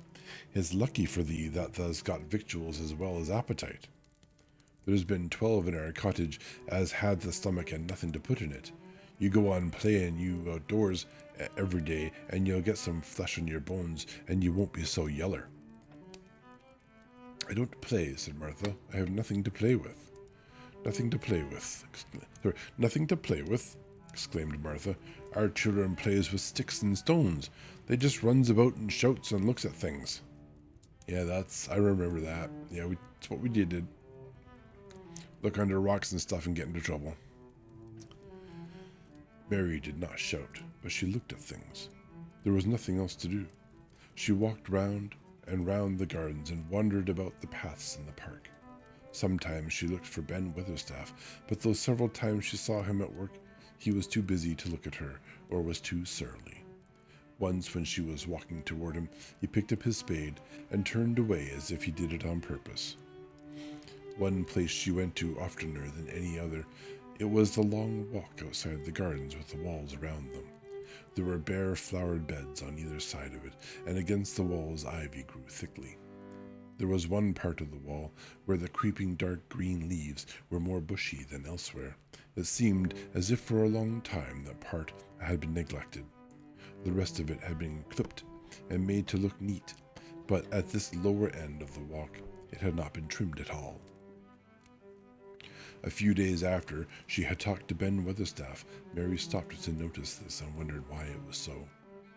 She had just paused and was looking up at the long spray of ivy swinging in the wind when she saw a gleam of scarlet and heard a brilliant chirp, and there, on the top of the wall, perched Ben Weatherstaff's robin redbreast, tilting forward to look at her with his small head on one side. "Oh," she cried out, "it is you, it is you." and it did not seem at all queer to her that she spoke to him as if she was sure he would understand and answer her. He did answer. He twittered and chirped and hopped along the wall as if he were telling her all sorts of things. It seemed to Mistress Mary as if she understood him too, though he was not speaking in words. It was as if he said, "Good morning. Isn't the wind nice? Isn't the sun nice? Isn't everything nice? Let us both chirp and hop and twitter. Come on, come on. The bird wants to play." Also, he probably found a mate he's bragging about. Mary began to laugh, and as he hopped and took little flights along the wall, she ran after him. Poor little thing. Sallow, ugly Mary, she actually looked almost pretty for a moment. "I like you, I like you," she cried, pattering down the walk, and she chirped and tried to whistle, which last she did not know how to do in the least. But the robin seemed to be quite satisfied, and chirped and whistled back at her. At last he spread his wings and made a darting flight to the top of a tree, where he perched and sang loudly. "Oh, itchy eye." That reminded Mary of the first time she had seen him. He had been swinging on a treetop then, and she had been standing in the orchard. Now she was on the other side of the orchard, standing in the path outside a wall, much lower down, and there was the same tree inside. It's in the garden no one can go into," she said to herself. "It's the garden without a door. He lives in there. How I wish I could see what it is like." Given her position and circumstance, the only thing she really has is things to discover. And there's not much to discover except the things you are not allowed to go look at. It kind of makes sense to me. She ran up the walk to the door she had entered the first morning. Then she ran down the path to the other door and then into the orchard. And when she stood and looked up, there was the tree on the other side of the wall. And there was the robin just finishing his song and beginning to preen his feathers with his beak. "It is the garden," she said. "I am sure it is." She walked round and looked closely at that side of the orchard wall, but she only found what she had found before, that there was no door in it. And she ran through the kitchen gardens again and out into the walk outside the long ivy-covered wall. And she walked to the end of it and looked at it, but there was no door. And then she walked to the other end, looking again, but there was no door. "It's very queer," she said. "Ben Weatherstaff said there was no door, and there is no door, but there must have been one 10 years ago, because Mr. Craven buried the key." It's very logical. Itchy ear. So many itchinesses. Oh, we have an ad coming up soon. This gave her so much to think of that she began to be quite interested and feel that she was not sorry that she had come to Misselthwaite Manor. In India, she had always felt hot and too languid to care much about anything. The fact was that the fresh wind from the moor had begun to blow the cobwebs out of her young brain and to waken her up a little. She stayed out of doors nearly all day, and when she sat down to supper at night, she felt hungry and drowsy and comfortable. She did not feel cross when Martha chattered away. She felt as if she rather liked to hear her, and at last she thought she would ask her a question. She asked it after she had finished her supper and had sat down on the hearthrug before the fire. "Why did Mr. Craven hate the garden?" she said. What a great place to stop for an ad. All right, ads will start soon. We will come back after that, and we will hear Martha's answer to young Mary's question. Yeah, it is actually kind of like, haha, you must come back to hear me speak again. All right, so use it.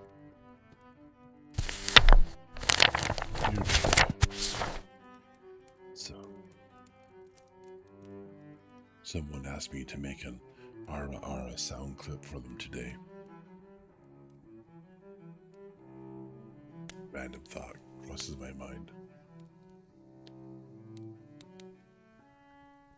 Yeah, So no one offered me any money, unfortunately. So, it would be pro bono, investing in the future.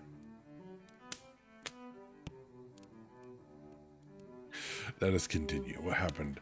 Yes, Mary has asked Martha, why did Mr. Craven hate the gardener? Sorry, the garden, not the gardener. Who knows if he hates the gardener? It might be a different matter. She had made Martha stay with her, and Martha had not objected at all. She was very young and used to a crowded cottage full of brothers and sisters. She had found it dull in the great servants' hall downstairs, where the footman and the upper housemaids made fun of her Yorkshire speech and looked upon her as a common little thing, and sat and whispered among themselves. Martha liked to talk, and the strange child who lived in India had been waited upon by blacks, in quotations. Was novelty enough to attract her. She sat down on the hearth herself without waiting to be asked. Art tha thinking about that garden yet? She said. I knew thou would. That was just the way with me when I first heard about it. Why did he hate it? Mary persisted. Martha tucked her feet under her and made herself quite comfortable. Listen to the wind wuthering around the house, she said. You could bear stand up on the moor if you was out on it tonight. Mary did not know what wuthering meant until she listened, and then she understood. It must mean that hollow, shuddering sort of roar which rushed round and round the house, as if the giant no one could see was buffeting it and beating at the walls and windows to try to break in. But one knew he could not get in, and somehow it made one feel very safe and warm inside a room with a red coal fire. Coal fires. Very good for your lungs, apparently. For legal reasons, that was a joke. But why did he hate it so? She asked. After she had listened, she intended to know if Martha did. Then Martha gave up her store of knowledge. Mind, she said, Mrs. Medlock said it's not to be talked about. There's lots of things in this place that's not to be talked over. That's Mr. Craven's orders. His troubles are none servant's business, he says. But for the garden, he wouldn't be like he is. It was Mrs. Craven's garden that she had made when first they were married, and she just loved it.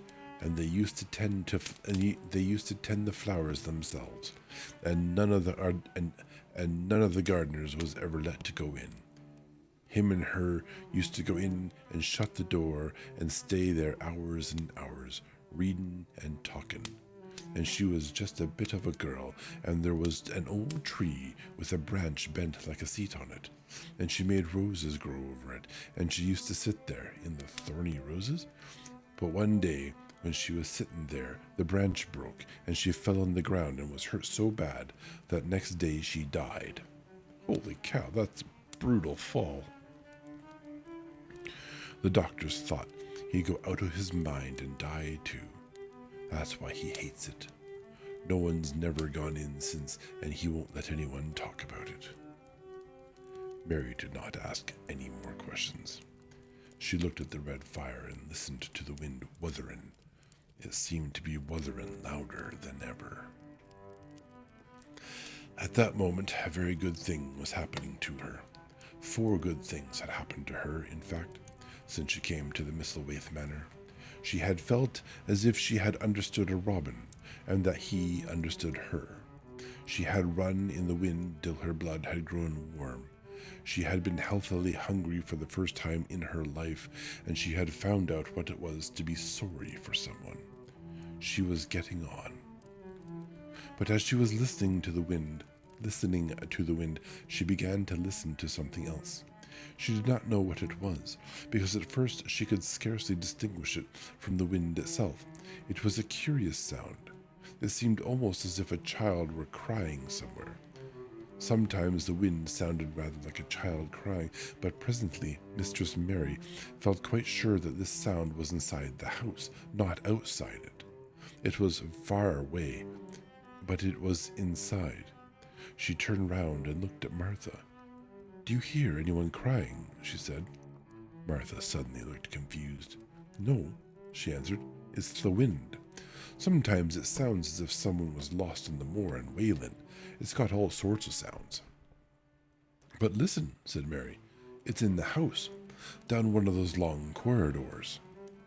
And at that very moment a door must have been opened somewhere downstairs, for a great rushing draught blew along the passage, and the door of the room they sat in was blown open with crash. And as they both jumped to their feet, the light was blown out, and the crying sound was swept down the far corridor, so that it was to be heard more plainly than ever. "There," said Mary, "I told you so. It is someone crying, and it isn't a grown-up person." Martha ran and shut the door and turned the key.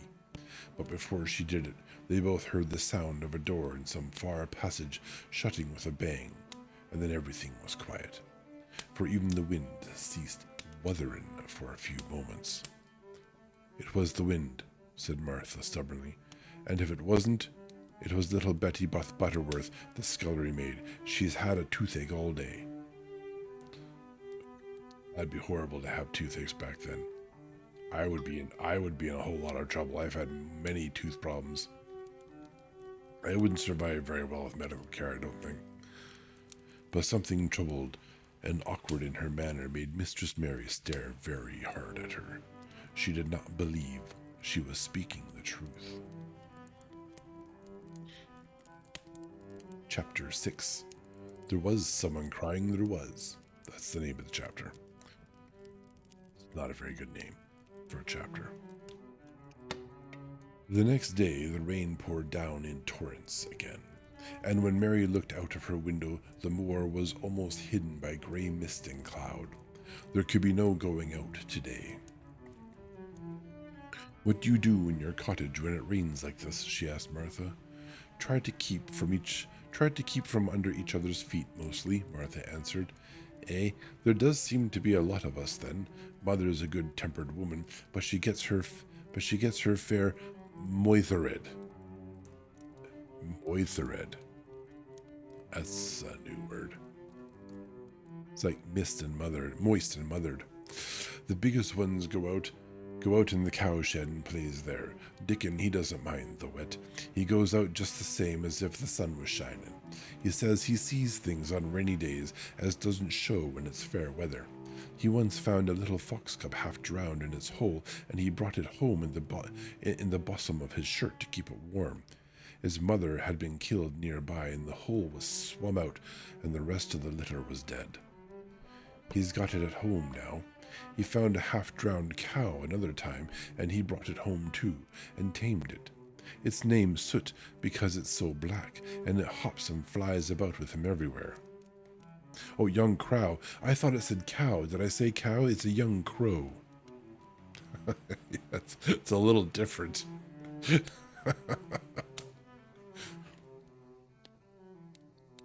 The time had come when Mary had forgotten to resent Martha's familiar talk. She had even begun to find it interesting and to be sorry when she stopped or went away. The stories she had been told by her ayah when she lived in India had been quite unlike those Martha had to tell about the moorland cottage, which held 14 people who lived in 4 little rooms and never had quite enough to eat. The children seemed to tumble about and amuse themselves like a litter of rough, good-natured collie puppies. Mary was most attracted by the mother and Dickon. Mary was most attracted by the mother and Dickon. When Martha told stories of what mother said or did, they always sounded comfortable. "If I had a raven or a fox cub, I could play with it," said Mary, "but I have nothing." Mary looked perplexed. "Cantha knit?" she asked. "No," answered Mary. "Cantha sew? No. Cantha read? Yes." "Then why doesn't thou read something, or learn a bit o' spelling? Thou'st old enough to be learning thy book a good bit now." "I haven't any books," said Mary. "Those I had were left in India." "That's a pity," said Martha. "If Mrs. Medlock let thee go into the library, there's thousands of books there." Mary did not ask where the library was, because she was suddenly inspired by a new idea. She made up her mind to go and find it herself. Uh-oh, that's against the rules. She was not troubled about Mrs. Medlock. Mrs. Medlock seemed always to be in her comfortable housekeeper's sitting room downstairs. In this queer place one scarcely ever saw anyone at all.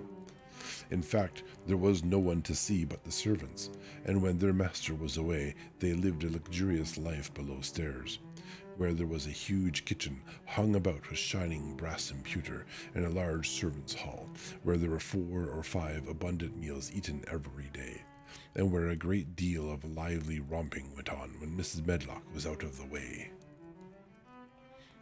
This is a huge castle, right? It's kind of really has this empty feeling. Like once upon a time, this was a grand place where very rich, powerful people lived and parlayed and had parties, and many people gathered. Why they would gather here in the middle of an empty moor is like not a question I have managed to answer. But this place seems like it's meant for more people. That said, the servants seemed to be getting on great. Mary's meals were served regularly, and Martha waited on her, but no one troubled themselves about her in the least. Mrs. Medlock came and looked at her every day or two, but no one inquired what she did or told her what to do. She supposed that perhaps this was the English way of treating children. In India, she had always been attended by her ayah, who had followed her about and waited on her hand and foot. She had often been tired of her company. Now she was followed by nobody, and was learning to dress herself because Martha looked as though she thought she was silly and stupid when she wanted to have things handed to her and put on. Yeah, okay, possibly to go hunting on the moors. That's definitely a strong possibility.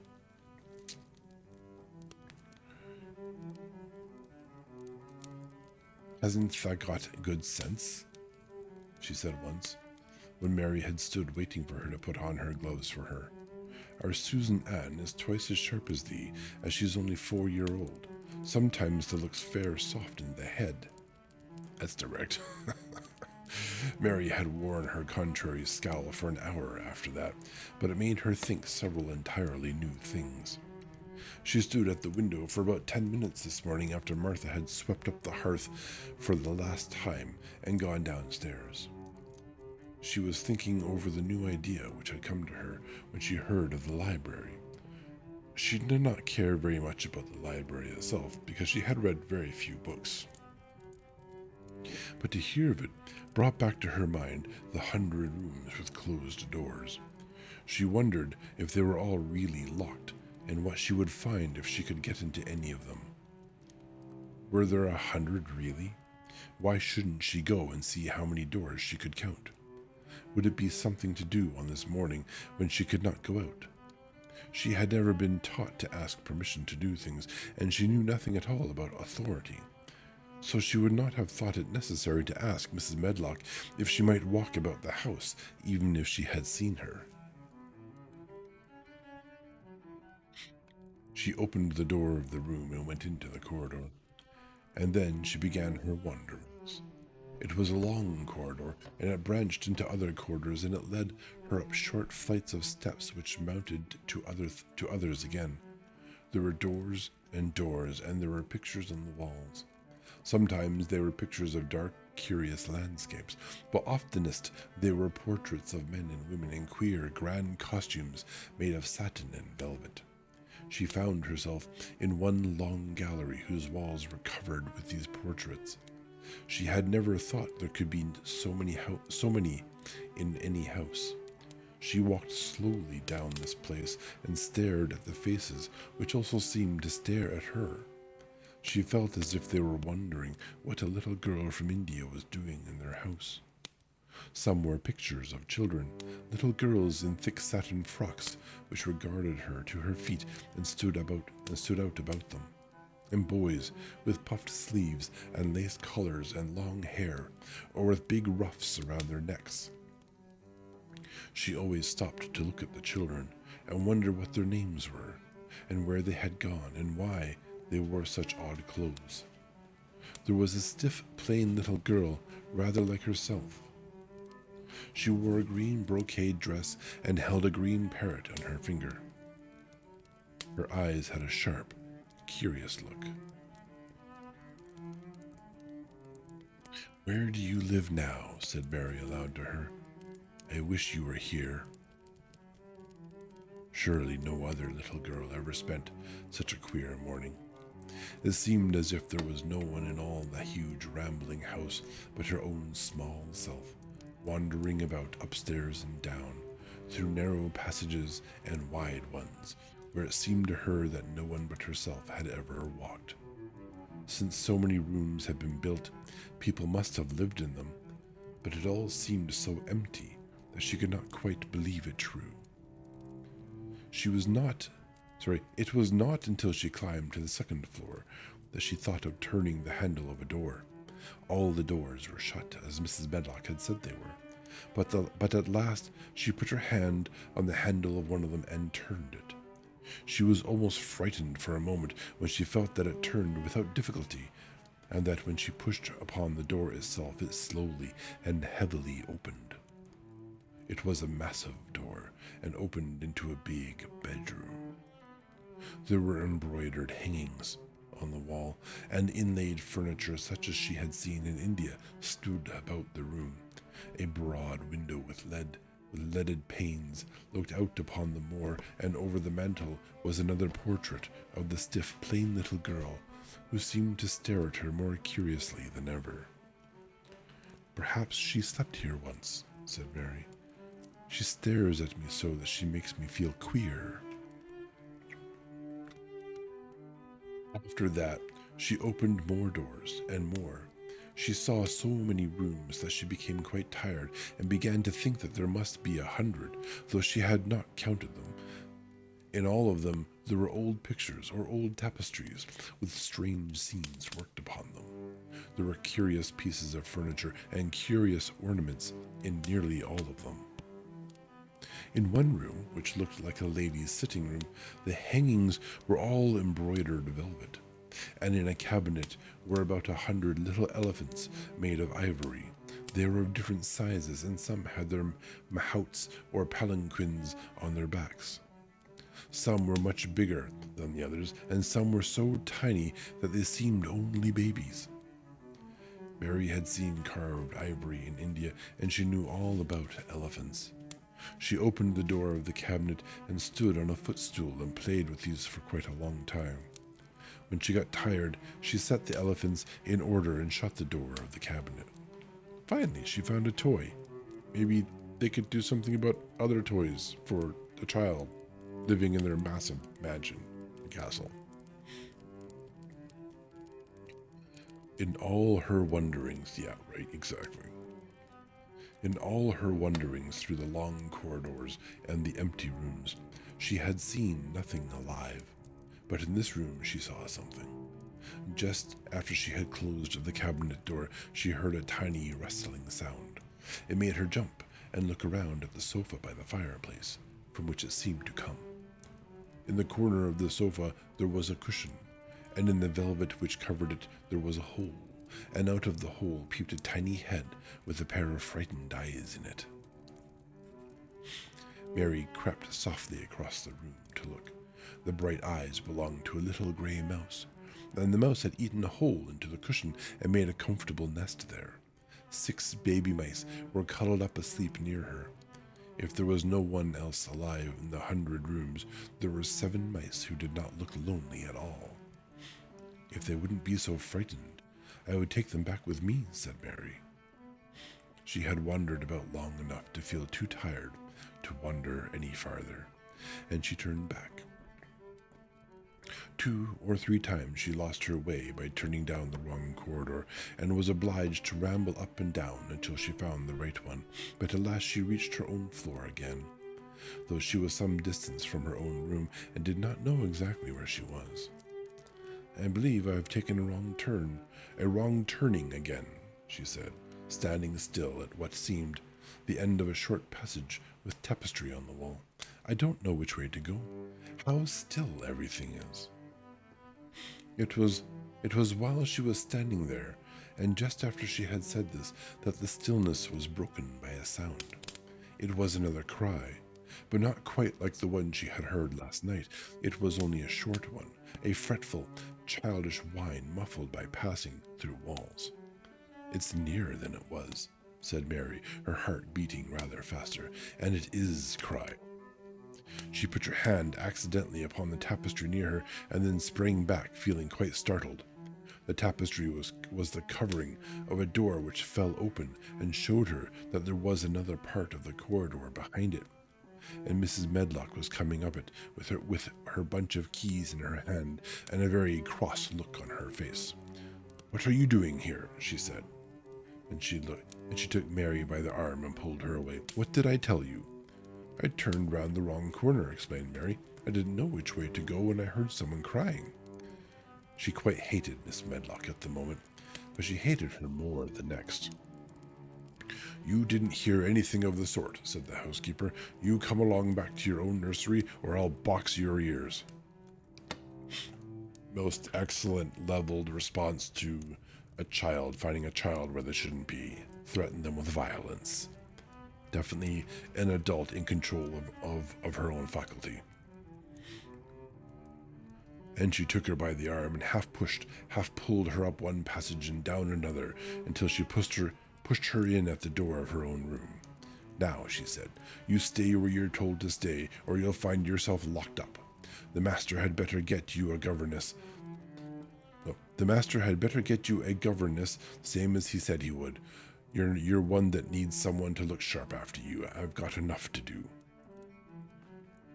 You can't lock a child in a box like that. That's neglect. Thank God Martha's there, like, holy cow. She went out of the room and slammed the door after her, and Mary went and sat on the hearthrug, pale with rage. She did not cry, but ground her teeth. There was someone crying. There was, she said to herself. She heard it twice now, and sometime she would find out. She had found out a great deal this morning. She felt as if she had been on a long journey, and at any rate she had had something to amuse her all the time. And she had played with the ivory elephants, and had seen the gray mouse and its babies in their nest in the velvet cushion. It sounds like there's more to do inside the mansion than out.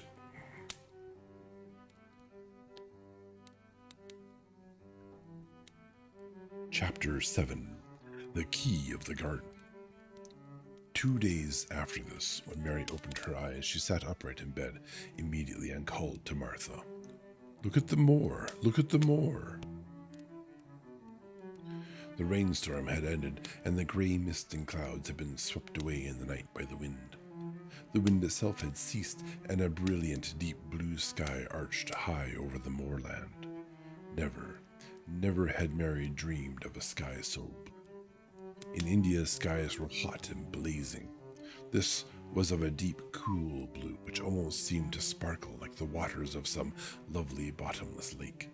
And here and there, high in the arched blueness, floated small clouds of snow-white fleece. The far-reaching world of the moor itself looked softly blue instead of a gloomy purple-black or awful, dreary gray. "Aye," said Martha with a cheerful grin. "The storm's over for a bit. It does like this at this time of the year. It goes off in a night like it was pretending it had never been there and never meant to come again. That's because the springtime's on its way. It's a long way off yet, but it's coming." "I thought perhaps it always rained or looked dark in England," Mary said. "Yes, as do the rest of us around the world." No," said Martha, sitting up on her heels among her black lead brushes. Nowt o' the sort. Soart. Nowt o' the sort." "What does that mean?" asked Mary, seriously. In India, the natives spoke different dialects which only a few people understood, so she was not surprised when Martha used words she did not know. Martha laughed as she had done the first morning. There now, she said. I've talked broad Yorkshire again, like Miss Medlock said I mustn't. Nowt or the sort means nothing of the sort, slowly and carefully, but it takes so long to say it. Yorkshire is the sunniest place on earth when it is sunny. I told thee that tha'd like the moor after a bit. Just you wait till you see the gold-colored gorse blossoms, and the blossoms o' the broom, and the heather flowering, all purple bells, and hundreds of butterflies fluttering, and bees humming, and skylarks soaring up and singing. You'll want to get out on it at sunrise and live on it all day like Dickon does. Would I ever get there? Asked Mary wistfully, looking through her window at a far-off blue. It was so new and big and wonderful, and such a heavenly color. I don't know, answered Martha. Thou's never used the legs since thou was born, it seems to me. Thou could walk 5 mile. It's 5 mile to our cottage. Sorry, thou couldn't walk 5 mile. It's 5 mile to our cottage. I should like to see your cottage. Martha stared at her a moment curiously before she took up her polishing brush and began to rub the grate again. She was thinking that the small, plain face did not look quite as sour at this moment as it had done the first morning she saw it. It looked just a trifle like little Susan Ann's when she wanted something very much. I'll ask my mother about it, she said. She's one of them that nearly always sees a way to do things. It's my day out today, and I'm going home. I am glad. Mrs. Medlock thinks it's a lot o' mother. Perhaps she could talk to her. Oh, thinks a lot o' mother. Perhaps she could talk to her. I like your mother, said Mary. I should think tha did, agreed Martha, polishing away. I've never seen her, said Mary. No, tha hasn't, replied Martha. Maybe that's related. She sat up on her heels again and rubbed the end of her nose with the back of her hand as if puzzled for a moment, but she ended quite positively. Well, she's that sensible and hard-working and good-natured and clean that no one could help liking her whether they'd seen her or not. When I'm going home to her on my day out, I just jump for joy when I'm crossing the moor. I like Dickon, added Mary, and I've never seen him. Well, said Martha stoutly, I've told thee that the very birds like him, and the rabbits and wild sheep and ponies, and the foxes themselves. I wonder, staring at her reflectively, what Dickon would think of thee. He wouldn't like me, said Mary in her stiff, cold little way. No one does. Martha looked reflective again. How dost thou like thyself? Or thyself? She inquired, really quite as if she were curious to know. Mary hesitated a moment and thought it over. Not at all, really, she answered. But I never thought of that before. Martha grinned a little, as if at some homely recollection. Mother said that to me once, she said.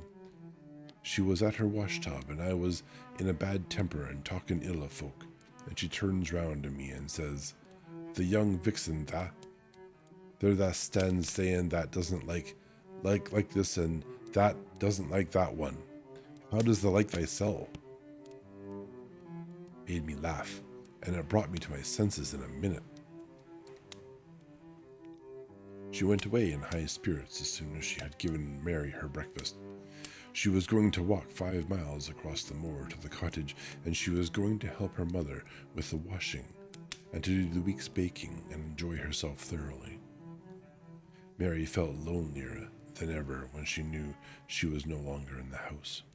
She went out into the garden as quickly as possible, and the first thing she did was to run round and round the fountain flower garden 10 times. She counted the times carefully, and when she had finished, she felt in better spirits. The sunshine made the whole place look different. The high, deep blue sky arched over Misselwaith as well as over the moor, and she kept lifting her face and looking up into it, trying to imagine what it would be like to lie down on one of the little snow-white clouds and float about. She went into the first kitchen garden and found Ben Weatherstaff working there with 2 other gardeners. The change in the weather seemed to have done him good. He spoke to her of his own accord. "Springtime's comin'," he said. "Cannot thou smell it?" Mary sniffed and thought she could. "I smell something nice and fresh and damp," she said. "That's the good rich earth."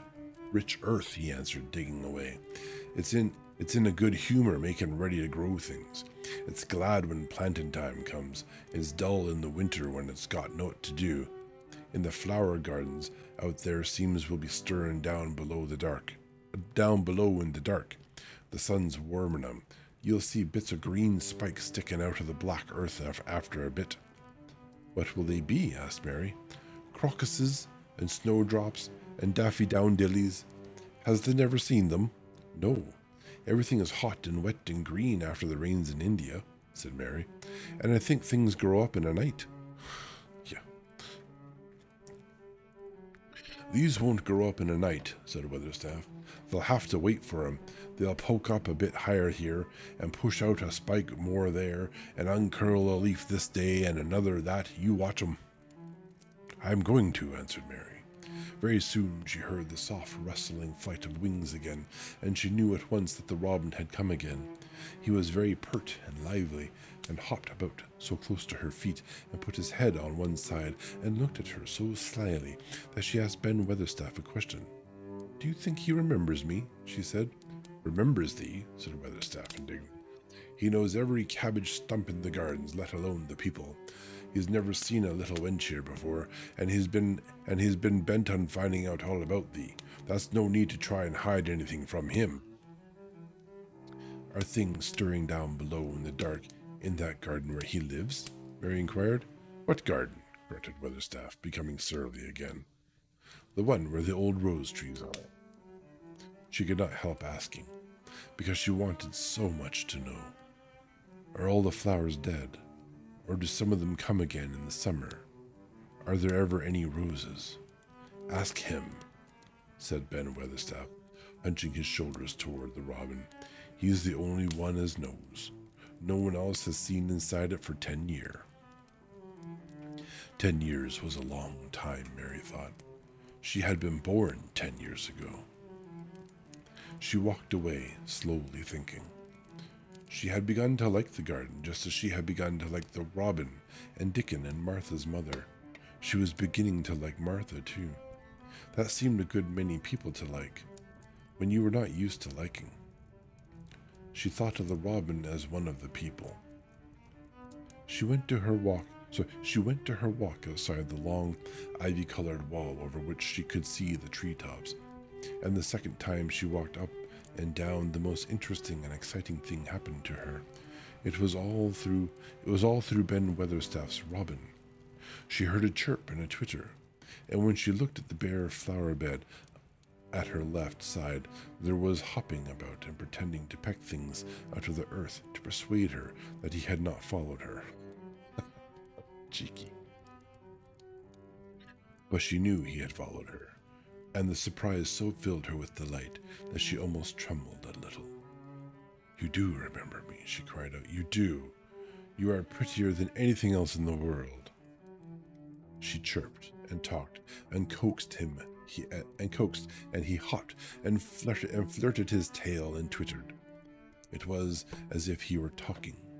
His red waistcoat was like satin, and he puffed his tiny breast out and was so fine and so grand and so pretty that it was really as if he were showing her how important and like a human person a robin could be.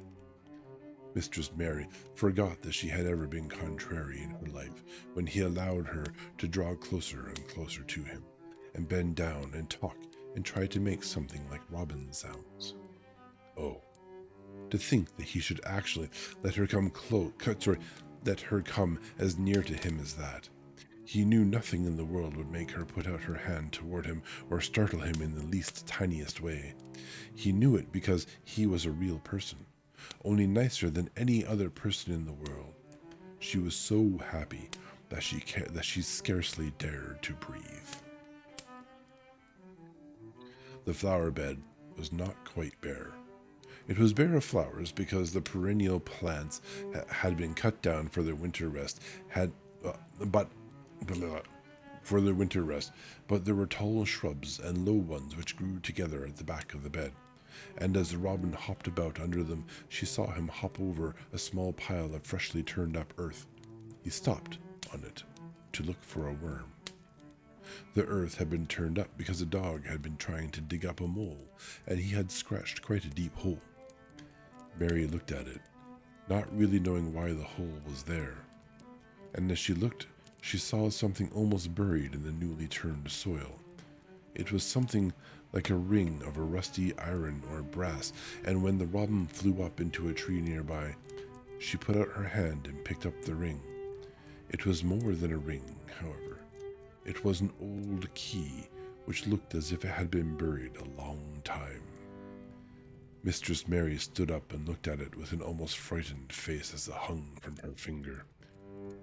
Perhaps it has been buried for 10 years, she said in a whisper. Perhaps it is the key to the garden.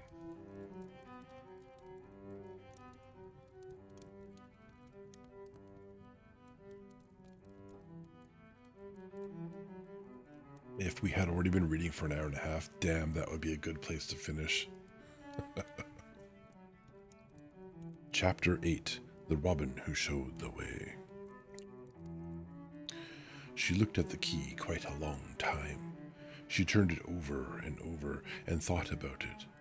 As I have said before, she was not a child who had been trained to ask permission or consult her elders about things. All she thought about the key was that if it was the key to the closed garden, and she could find out where the door was, she could perhaps open it and see what was inside the walls, and what had happened to the old rose trees. It was because it had been shut up so long that she wanted to see it. It seemed as if it must be different from other places, and that something strange must have happened to it during 10 years. Besides that, if she liked it, she could go into it every day and shut the door behind her, and she could make up some play of her own and play it quite alone, because nobody would ever know where she was, but would think the door was still locked and the key buried in the earth. The thought of that pleased her very much. Yeah, every kid likes their secret hideout, right? Their secret getaway. Absolutely, I remember that. Living, as it were, all by herself in a house with 100 mysteriously closed rooms, and having nothing whatever to do to amuse herself, had set her inactive brain to working and was actually awakening her imagination. There is no doubt that the fresh, strong, pure air from the moor had a great deal to do with it. Just as it had given her an appetite, and fighting with the wind had stirred her blood, so the same things had stirred her mind. In India, she had always been too hot and languid, and weak to care about much anything. But in this place, she was beginning to care, and to want to do new things. Already she felt less contrary, though she did not know why. She put the key in her pocket and walked up and down her walk. No one but herself ever seemed to come there, so she could walk slowly and look at the wall, or rather at the ivy growing on it. The ivy was the baffling thing. Howsoever carefully she looked, she could see nothing but thickly growing, glossy, dark green leaves. She was very much disappointed. Something of her contrariness came back to her as she paced the wall and looked over it at the treetops inside. It seemed so silly, she said to herself, to be near it and not be able to get in. She took the key in her pocket and she went back to the house, and she made up her mind that she would always carry it with her when she went out, so that if she ever should find the hidden door, she would be ready. Mrs. Medlock had allowed Martha to sleep all night at the cottage, but she was back at her work in the morning with cheeks redder than ever and in the best of spirits. I got up at 4 o'clock, she said. Hey, it was pretty on the moor with the birds getting up and the rabbits scampering about and the sun rising. I didn't walk all the way. A man gave me a ride in his cart, and I can tell you I did enjoy myself. she was full of stories of the delights of her day out. Her mother had been glad to see her, and they had got the baking and washing all out of the way. She had even made each of the children a dough cake with a bit of brown sugar in it. I had 'em all piping hot when they came in from playing on the moor, and the cottage all smelt o' nice o' clean hot bacon, and there was a good fire, and they just shouted for joy. Our Dickon said our cottage was good enough for a king to live in. In the evening, they had all sat round the fire, and Martha and her mother had sewed patches on torn clothes and mended stockings, and Martha had told them about the little girl who had come from India and who had been waited on all her life by what Martha called blacks, until she didn't know how to put on her own stockings. Eh? They did like to hear about you, said Martha. They wanted to know all about the blacks and about the ship you came in. I couldn't tell them enough. Mary reflected a little. I'll tell you a great deal more about your next day out, she said, so that you'll have more to talk about. I dare say they would like to hear about riding on elephants and camels, and about the officers going to hunt tigers. My word, cried delighted Martha. It would set 'em clean off their heads. Would thou really do that, miss? It would be the same as a wild beast show like we heard they had in York once. India is quite different from Yorkshire, Mary said slowly, as she thought the matter over. I never thought of that. Did Dickon and your mother like to hear you talk about me? Why, our Dickon's eyes nearly started out of his head. They got that round, answered Martha. But mother, she was out about your seeming to be all by yourself like, she said. Hasn't Mr. Craven got no governess for her, nor no nurse? And I said, no, he hasn't, though Mrs. Medlock says he will when he thinks of it. She says he mayn't think of it for 2 or 3 years. That might be a little late by then. I don't want a governess, said Mary sharply. But mother says you ought to be learning your book by this time, and you ought to have a woman to look after you. And she says, now Martha, you just think how you'd feel in a big place like that, wandering about all alone and no mother. You do your best to cheer her up, she says, and I said I would. Mary gave her a long, steady look. You do cheer me up, she said. I'd like to hear you talk. Presently, Martha went out of the room and came back with something held in her hands under her apron. What does thou think? She said with a cheerful grin. I've brought thee a present. A present? Exclaimed Mistress Mary. How could a cottage full of 14 hungry people give anyone a present? A man was driving across the moor peddling, Martha explained, and he stopped his cart at our door. He had pots and pans and odds and ends, but mother had no money to buy anything. Just as he was going away, our Elizabeth Ellen called out, Mother, he's got skipping ropes with red and blue handles. And mother, she calls out quite sudden, Here, stop, mister. How much are they? And he says, 2pence. And mother, she began fumbling in her pocket, and she says to me, Martha, that's brought me thy wages like a good lass, and I've got 4 places to put every penny, but I'm just going to take 2pence out of it to buy that child a skipping rope. And she bought one, and here it is. Man, that feels so backwards. The guy, Craven, like, what a jerk. He has all that wealth and money and position and whatever is going. He's obviously the rich person of the house, right? And here we are, the poorest of the people, buying toys for a girl under his care, whom he can't even bother paying for someone, even to think about it for years on end, to get this person properly raised. Yeah, people who have nothing seem to have empathy. That's right. And people who have everything, especially ones who are feeling sorry for themselves, are not want to think of anybody else. Mind you, if the guy's in a depression and no one really knows about depression, I would kind of understand why he wouldn't think of it. He wouldn't care to think of it. His brain would be like, it doesn't matter. It doesn't matter. Just moved on with doing nothing. Mind you, he probably also wouldn't leave the house. So, the brain's a funny thing. She brought it out from under her apron and exhibited it quite proudly. It was a strong, slender rope with a striped red and blue handle at each end. But Mary Lennox had never seen a skipping rope before. She gazed at it with a mystified expression. "What is it for?" she asked curiously. "For?" cried Martha. "Does that mean that they've got no skipping ropes in India?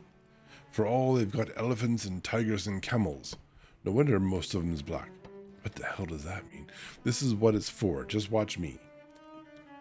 And she ran to the middle of the room and, taking a handle in each hand, began to skip and skip and skip, while Mary turned in her chair to stare at her, and the queer faces in the old portraits seemed to stare at her too, and wonder what on earth this common little cottager had the impudence to be doing under their very noses. But Martha did not even see them. The interest and curiosity in Mistress Mary's face had delighted her, and she went on skipping and counted as she skipped until she had reached 100. "I could skip longer than that," she said when she stopped.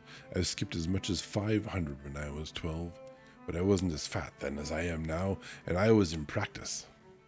Mary got up from her chair, beginning to feel excited herself. "It looks nice," she said. "Your mother is a kind woman. Do you think I could ever skip like that?"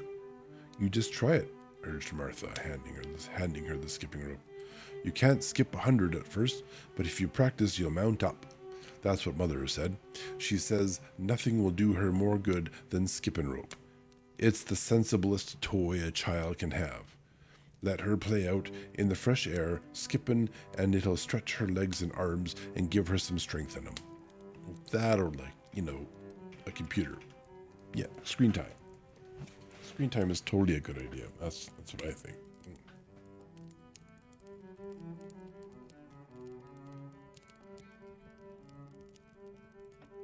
It was plain that there was not a great deal of strength in Mistress Mary's arms and legs when she first began to skip. She was not very clever at it, but she liked it so much that she did not want to stop. "Put on the things and run and skip out of doors," said Martha. "Mother said I must tell you to keep out of doors as much as you could, even when it rains a bit, so as the wrap up warm." Right.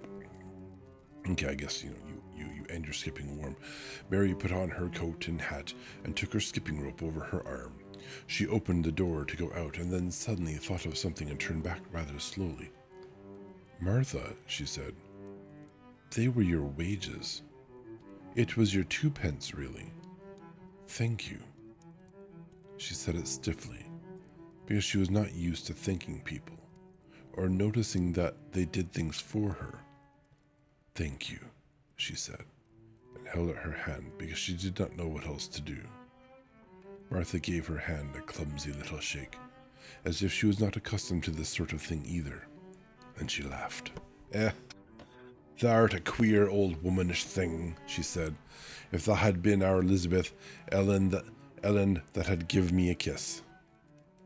"Thou'd have give me a kiss." Mary looked stiffer than ever. Do you want me to kiss you?" Martha laughed again. "Nay, not me," she answered. "If that was different, perhaps thou'd want to thysel, but that isn't. Run off outside and play with thy rope." Mistress Mary felt a little awkward as she went out of the room. Yorkshire people seemed strange, and Martha was always rather a puzzle to her. At first she had disliked her very much, but now she did not. The skipping rope was a wonderful thing. She counted and skipped and counted until her cheeks were quite red, and she was more interested than she had ever been since she was born.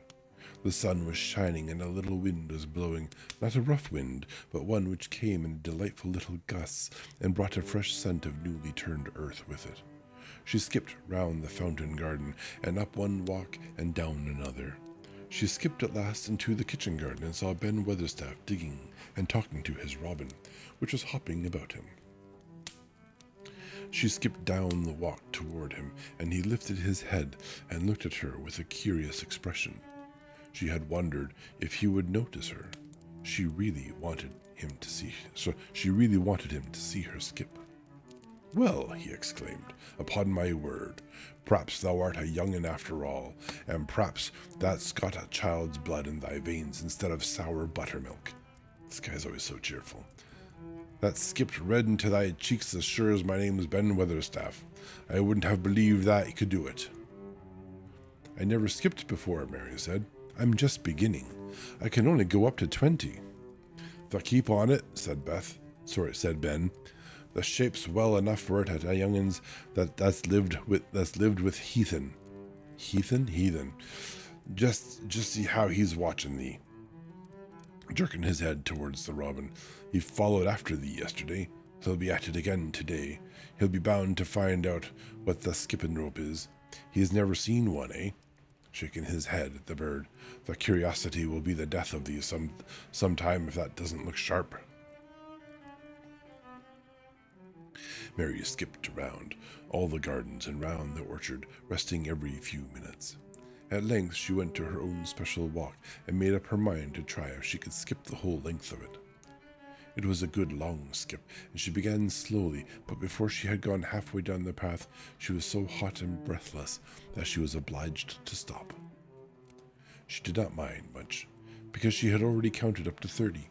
She stopped with a little laugh of pleasure, and there, lo and behold, was the robin swaying on a long branch of ivy. He had followed her, and he greeted her with a chirp. As Mary had skipped toward him, she felt something heavy in her pocket strike against her at each jump, and when she saw the robin, she laughed again. "You showed me where the key was yesterday," she said. "You ought to show me the door today, but I don't believe you know." The robin flew from his swinging spray of ivy on the top of the wall, and he opened his beak and sang a loud, lovely trill, merely to show off. Nothing in the world is quite as adorably lovely as a robin when he shows off, and they are nearly always doing it. Mary Lennox had heard a great deal about magic in her Aya's stories, and she always said that what happened almost at that moment was magic. One of the nice little gusts of wind rushed down the wall, and it was a stronger one than the rest. It was strong enough to wave the branches of the trees, and it was more than strong enough to sway the trailing sprays of untrimmed ivy hanging from the wall.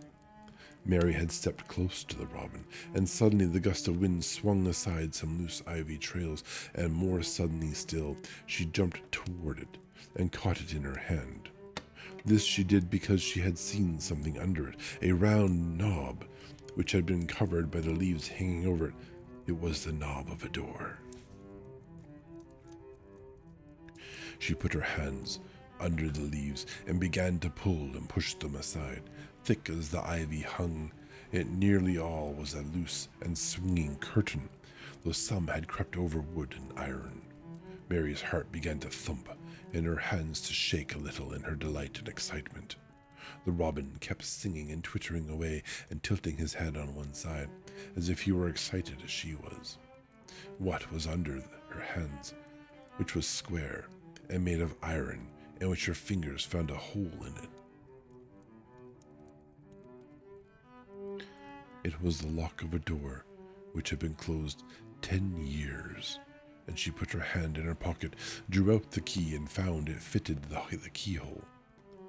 She put the key in and turned it. It took 2 hands to do it, but it did turn. We have ads in 2 minutes.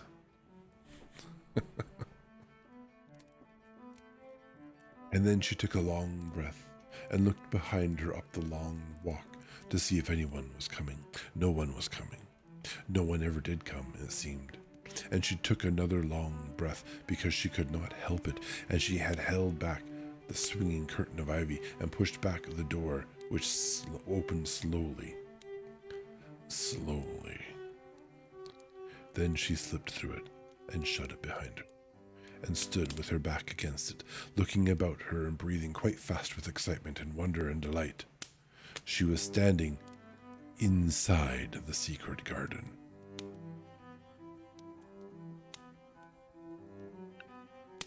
That's between chapters. We're going to take a break for our ads. Oh, look, we found it. We found the secret garden. This story looks like it's going to be 4 or 5 nights, actually, of reading. Yeah. We've come quite a far. No, I'm not going to stop there. I'm going to keep going for another hour. Although it would be a good place to stop. A sadistic place to stop, to be sure. Yeah. Yeah, it is 9. I see that. I've been wanting to kind of try and push out to 4-hour streams. 4-hour streams. So I kind of want to push that. If you want to like do other things, like get ready for bed or whatever, we kind of go to bed sometime after 10. But so it's, I don't know. On the other hand, it is a nice place to stop.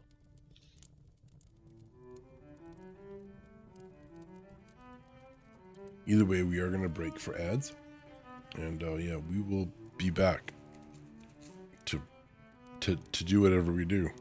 See you soon. Okay, there. Can I have a thing in my glasses? Take off my glasses, and yeah, there's like a little speck, and possibly an eyelash. Wear glasses. You're probably aware of random fuzziness in your face. Little annoying blurry bits.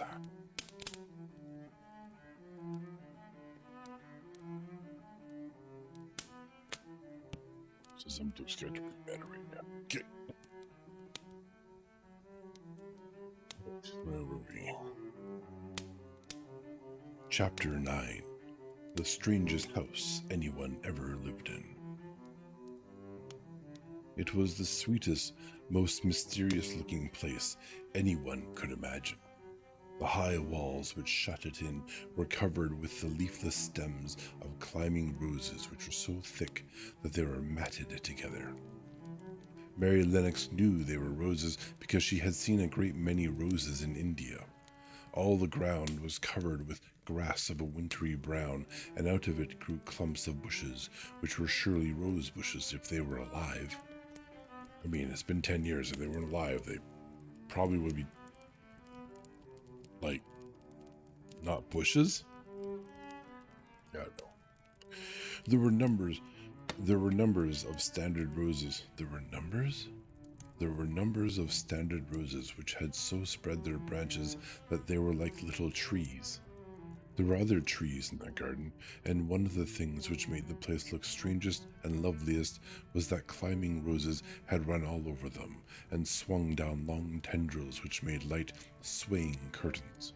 And here and there they had caught at each other, or at a far-reaching branch, and had crept from one tree to another and made lovely bridges of themselves.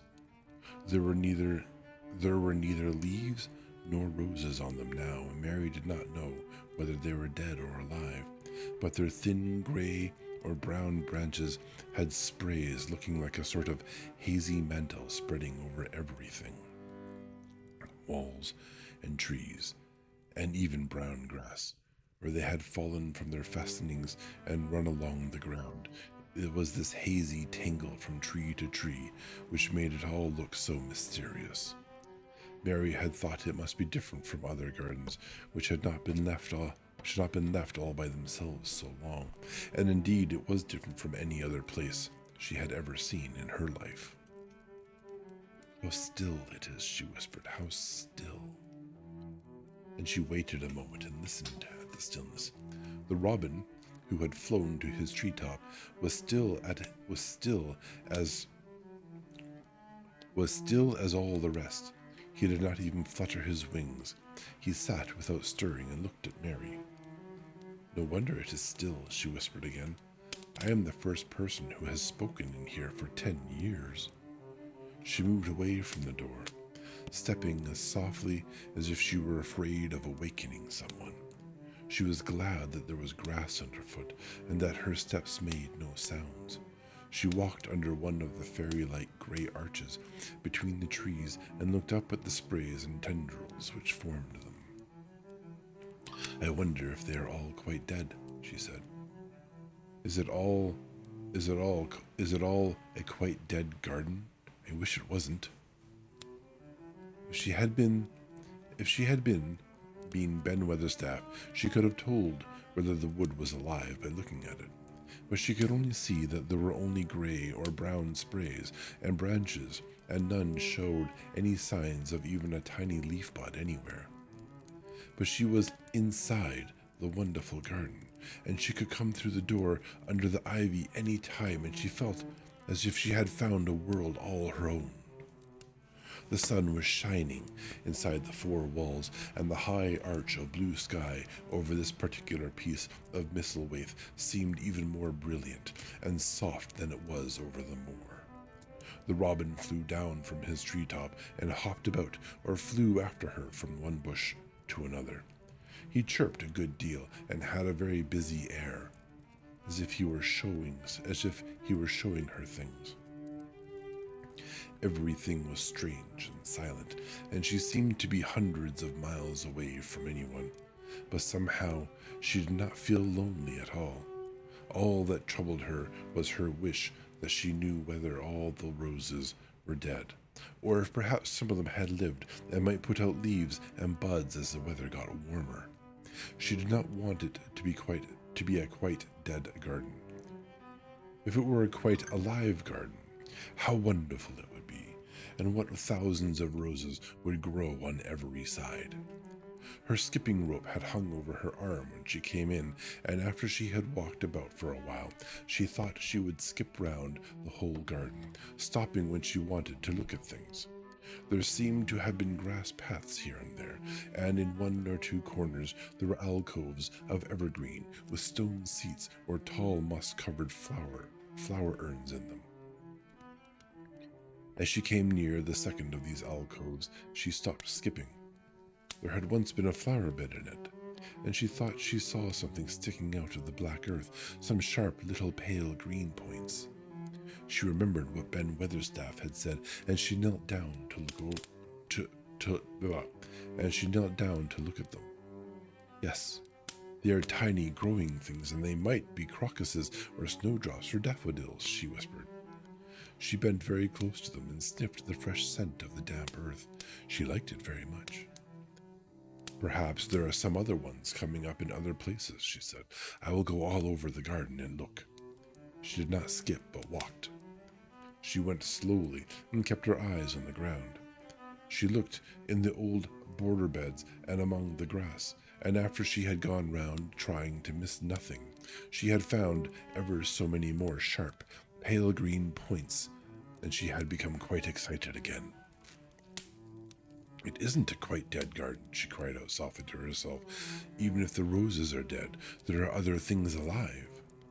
She did not know anything about gardening, but the grass seemed so thickened in some of the places where the green points were pushing their way through that she thought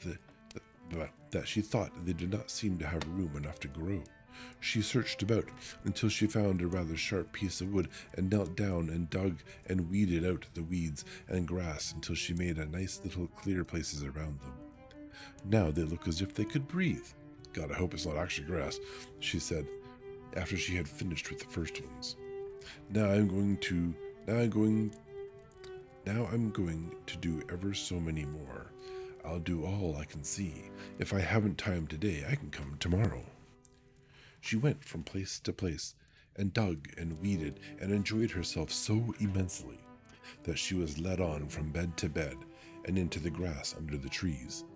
The exercise made her so warm that she first threw off her coat and then her hat, and without knowing it, she was smiling down on the grass and the pale green points all the time.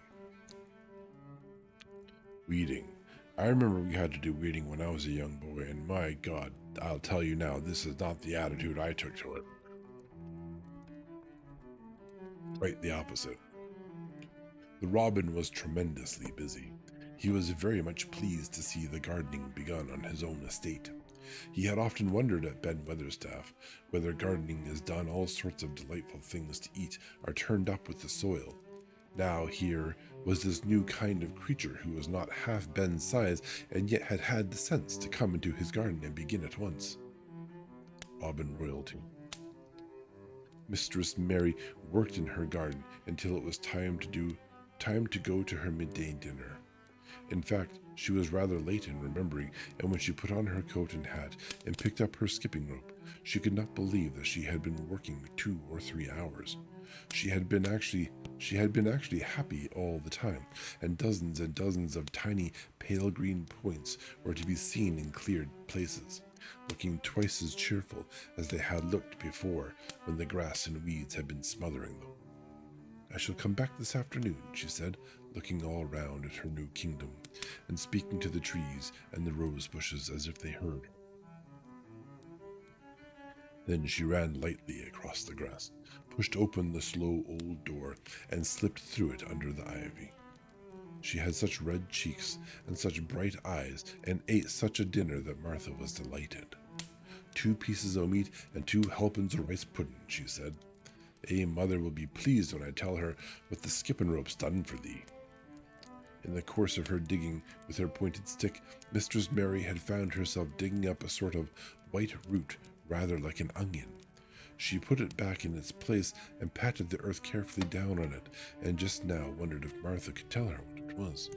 Martha, she said, what are those white roots that look like onions?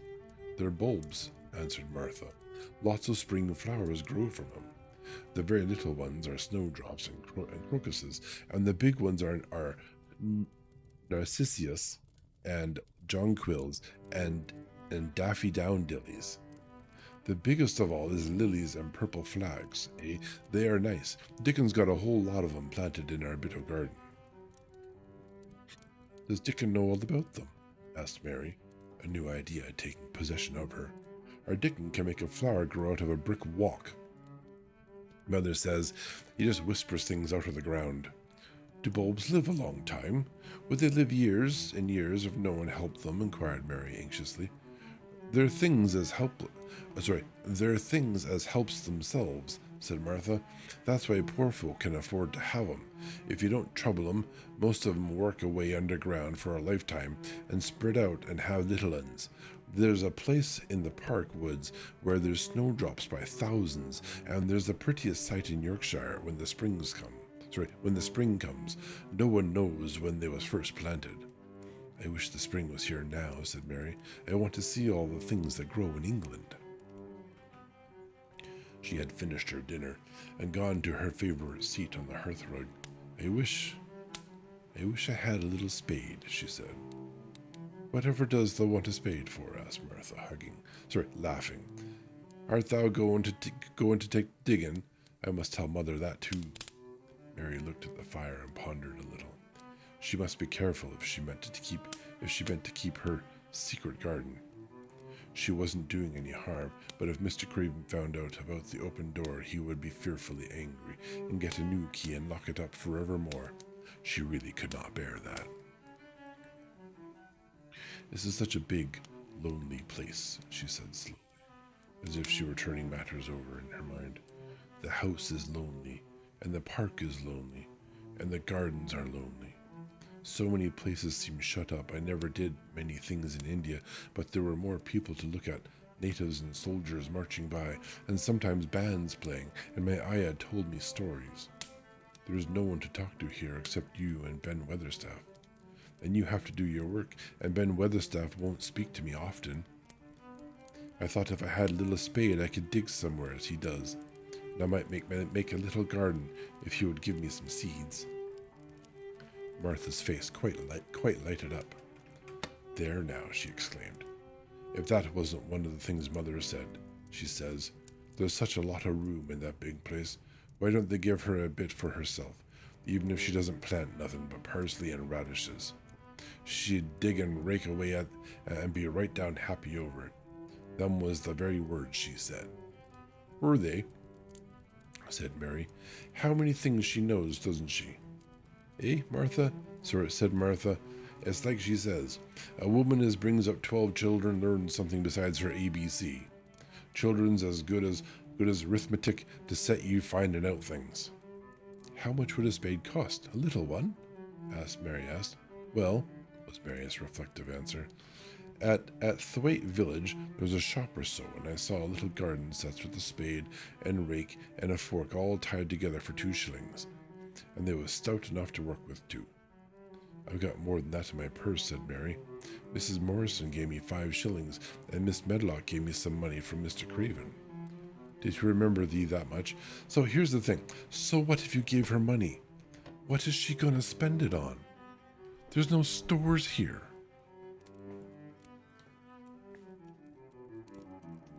Did he remember thee that much? Exclaimed Martha.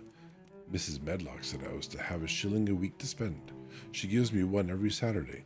I didn't know what to spend it on. My word, that's riches, said Martha.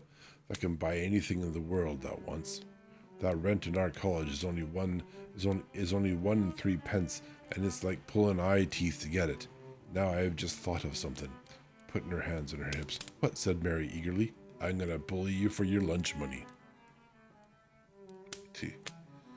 Yeah, she's a girl of means. She should have money. Who cares if you have money if you can't spend it anywhere?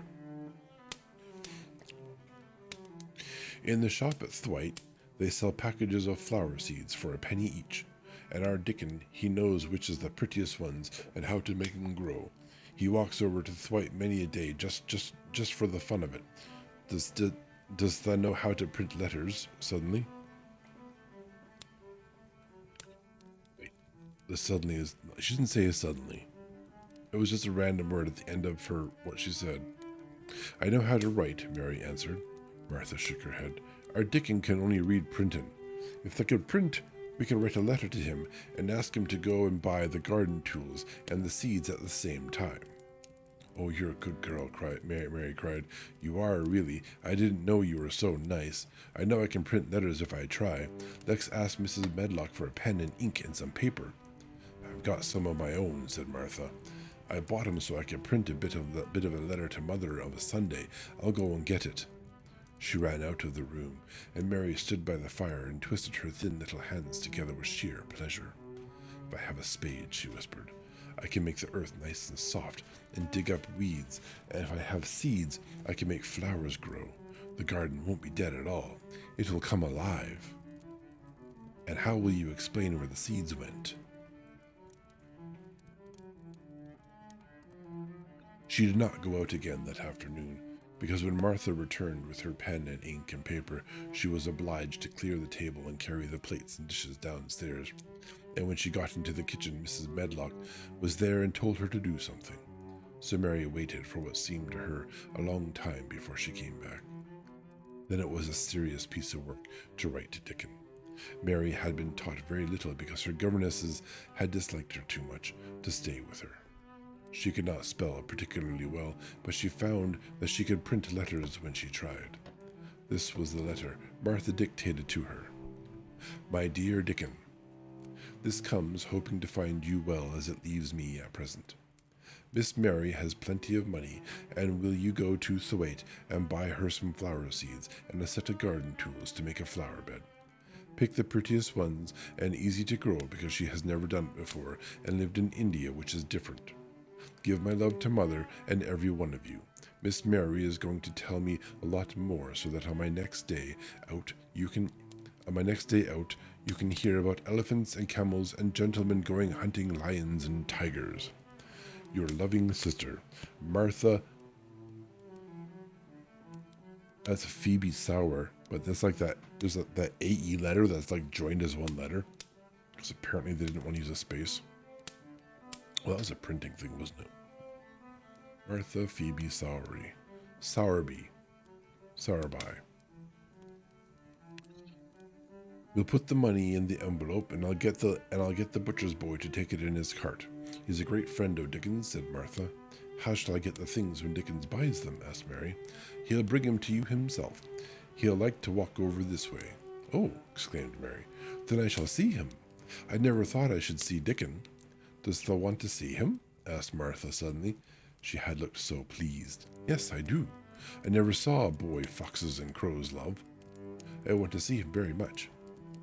Martha gave a little start, as if she suddenly remembered something. Now to think, she broke out. To think of me forgetting that there, and I thought I was going to tell you first thing this morning. I asked Mother, and she said she'd ask Miss Medlock her own self. Do you mean? Mary began. What I said Tuesday. Ask her if you might be driven over to our cottage some day and have a bit of Mother's hot oat cake and butter and a glass of milk. It seemed as if all the interesting things were happening in one day.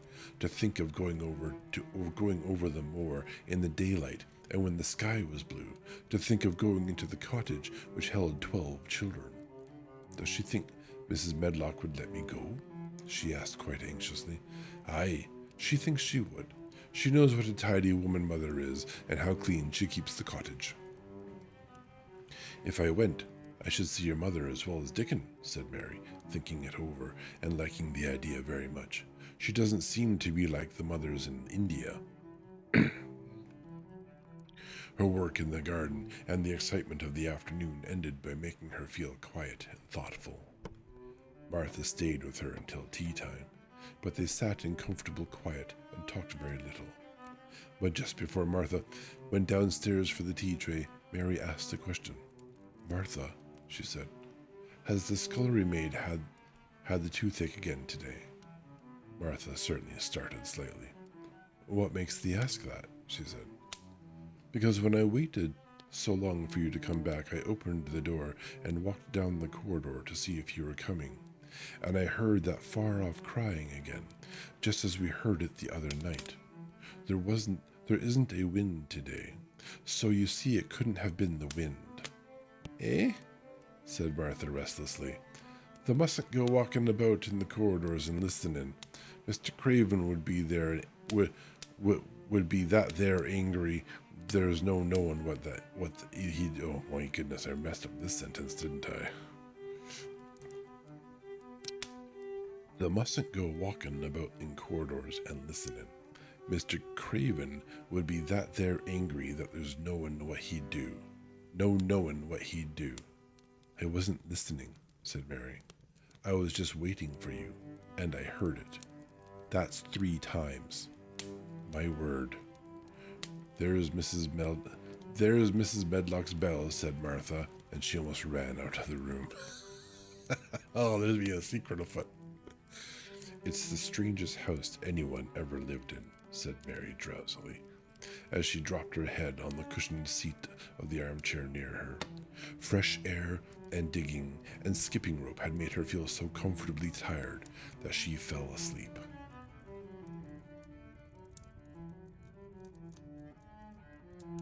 Chapter 10. Dickon.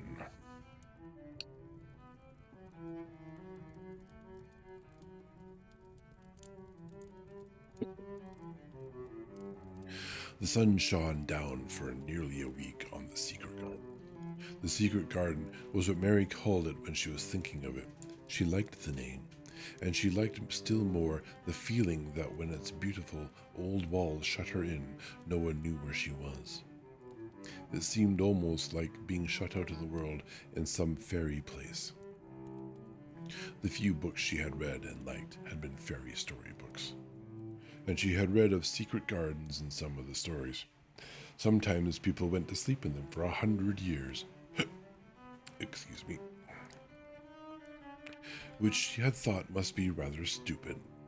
She had no intention of going to sleep, and in fact she was becoming wider awake every day which passed at Misselthwaite. She was beginning to like to be outdoors. She no longer hated the wind, but enjoyed it. She could run faster and longer, and she could skip up to 100. The bulbs in the secret garden must have been much astonished. Such nice, clear places were made around them that they had all the breathing space they wanted, and really, if Mistress Mary had known it, they began to cheer up under the dark earth and worked tremendously. The sun could get at them and warm them, and when the rain came down, it could reach them at once. So they began to feel very much alive. Only have so much light in the day, though, with the walls up there. Mary was an odd, determined little person, and now she had something interesting to be determined about. She was very much absorbed indeed. She worked and dug and pulled up weeds steadily, only becoming more pleased with her work every hour instead of tiring from it. It seemed to her like a fascinating sort of play. She found many more of the sprouting pale green points than she had ever hoped to find. They seemed to be starting up everywhere, and each day she was sure she found tiny new ones, some so tiny that they barely peeped above the earth. There were so many that she remembered what Martha had said about the snowdrops by the thousands, and about bulbs spreading and making new ones. These had been left to themselves for 10 years, and perhaps they had spread, like the snowdrops, into thousands. She wondered how long it would be before they showed that they were flowers. Sometimes she stopped digging to look at the garden and try to imagine what it would be like when it was covered with thousands of lovely things in bloom. During that week of sunshine, she became more intimate with Ben Weatherstaff. She surprised him several times by seeming to start up beside him as if she sprang out of the earth. The truth was that she was afraid that he would pick up his tools and go away if he saw her coming, so she always walked toward him as silently as possible. But in fact, he did not object to her as strongly as he had at first. Perhaps he was secretly rather flattered by her evident desire for his elderly company. Then, also, she was more civil than she had been. He did not know that when she first saw him, she spoke to him as she would have spoken to a native, and had not known that a cross, sturdy Yorkshire man was not accustomed to salam to his masters, and to be merely commanded by them to do things. "Thou art like the robin," he said to her one morning when he lifted his head and saw her standing by him. "I never knows when I shall see thee, or which side thou'll come from." "He's friends with me now," said Mary. "That's like him," snapped Ben Weatherstaff, "making up to the women folk just for vanity and flightiness.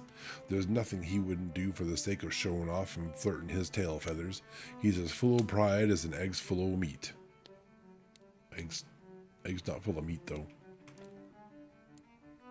He very seldom talked much, and sometimes he did not even answer Mary's questions except by a grunt. But this morning he said more than usual. He stood up and rested one hobnailed boot on top of his spade while he looked her over. "How long has thou been here?" he jerked out. "I think it's about a month," she answered. "That's beginning to do Misselthwaite credit," he said. That's a bit fatter than that was. That's a bit fatter than that. Than tha. Oh, come on, grammar. Can we just have modern grammar? You are a bit fatter than you was, and you not quite so yeller. Okay, I just replaced all the thas with yous. Tha's a bit fatter than the was, and that's not quite so yeller. Thou looked like a younger plucked crow when thou first came into this garden. Thinks I to myself, I never set eyes on an uglier, sourer-faced young'un. Is that a compliment? I think that's a compliment. Maybe. Mary was not vain, and as she had never thought much of her looks, she was not greatly disturbed. "I know I'm fatter," she said. "My stockings are getting tighter. They used to make wrinkles. There's the robin, Ben Weatherstaff." Oh, they used to make wrinkles. End of sentence. "There's the robin, Ben Weatherstaff." There indeed was the robin, and she thought he looked nicer than ever. His red waistcoat was as glossy as satin, and he flitted his wings and tail, and tilted his head, and hopped about with all sorts of lively graces. He seemed determined to make Ben Weatherstaff admire him, but Ben was sarcastic. "Aye, there thou art," he said. "Thou can put up with me for a bit sometimes when thou's got no one better. Thou's been reddening up thy waistcoat and polishing thy feathers this 2 weeks. I know what that's up to. That's courting some bold young madam somewhere, telling thy lies to her about being thy finest cock robin on Missel Moor, and ready to fight all the rest of 'em." "Oh, look at him!" exclaimed Mary. Robin was evidently in a fascinating, bold mood. He hopped closer and closer and looked at Ben Weatherstaff more and more engagingly. He flew on to the nearest currant bush and tilted his head and sang a little song right at him. "Thou thinks they'll get over They'll get over me by doing that, said Ben, wrinkling his face up in such a way that Mary felt he was felt sure he was trying not to look pleased. Thou thinks no one can stand out against thee. That's what thou thinks. The robin spread his wings. Mary could scarcely believe her eyes. He flew right up to the handle of Ben Weatherstaff's spade and alighted on the top of it. Then the old man's face wrinkled itself slowly into a new expression. He stood still, as if he were afraid to breathe, as if he would not have stirred for the world lest his robin should start away. He spoke quite in a whisper. Well, I'm danged, he said as softly as if he were saying something quite different. That does know how to get at a chap, that does. That's fairly unearthly, that's so knowing. He stood without stirring, almost without drawing his breath, until the robin gave another flit to his wings and flew away. Then he stood, looking at the handle of the spade as if there might be magic in it. And then he began to dig again and said nothing for several minutes. But because he kept breaking into a slow grin now and then, Mary was not afraid to talk to him. Have you a garden of your own?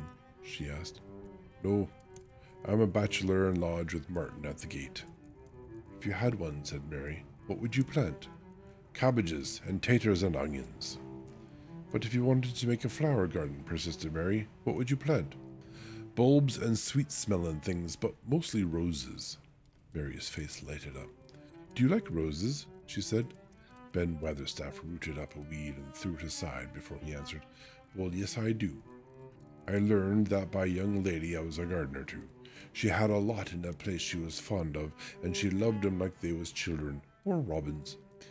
I've seen her bend over and kiss 'em. He dragged out another weed and scowled at it. That were as much as 10 years ago. No kidding. Where is she now? Asked Mary, much interested, and with the nativity of a child. Heaven, he answered, and drove his spade deep into the soil, according to what Parson says. What happened to the roses? Mary asked again, more interested than ever. They was left to themselves. Mary was becoming quite excited. Did they quite die? Do roses quite die when they are left to themselves? She ventured. Well, I'd got to like 'em, and I liked her, and she liked 'em, Ben Weatherstaff admitted reluctantly. Once or twice a year, I'd go and work on 'em a bit, prune 'em and dig about the roots. They run wild, but they was in rich soil, so some of 'em lived. When they have no leaves and look gray and brown and dry, how can you tell whether they are dead or alive? Inquired Mary. Wait till the spring gets at them. Wait till the sun shines on the rain and the rain falls on the sunshine, and then that'll find out. How? Cried Mary, forgetting to be careful. Look along the twigs and branches, and if thou's seen a bit of brown lumps swelling here and there, watch it after the warm rain and see what happens. He stopped suddenly and looked curiously at her eager face. Why does thou care so much about roses and such all of a sudden? He demanded. Mistress Mary felt her face grow red. She was almost afraid to answer. I want to play that I have a garden of my own, she stammered. There's nothing for me to do. I have nothing, and no one. Well, said Ben Weatherstaff slowly as he watched her, that's true, that hasn't. He said it in such an odd way that Mary wondered if he was actually a little sorry for her. She had never felt sorry for herself. She had only felt tired and cross because she disliked people and things so much. But now the world seemed to be changing, getting nicer. If no one found out about the secret garden, she should enjoy herself always. She stayed with him for 10 or 15 minutes longer and asked him as many questions as she dared. He answered every one of them in his queer grunting way, and he did not seem really cross, and did not pick up his spade and leave her. He said something about roses, just as she was going away, and it reminded her of the ones she had said he had been fond of. Do you go and see those other roses now? She asked. Not been this year. My my well, my rheumatics. That's not how you say that. Um, his arthritis has made his yeah. My rheumatics has made me too stiff in the joints. He's got arthritis. He said it in his grumbling voice, and then quite suddenly he seemed to get angry with her, though she did not see why he should. Now look here, he said sharply. Don't thou ask so many questions.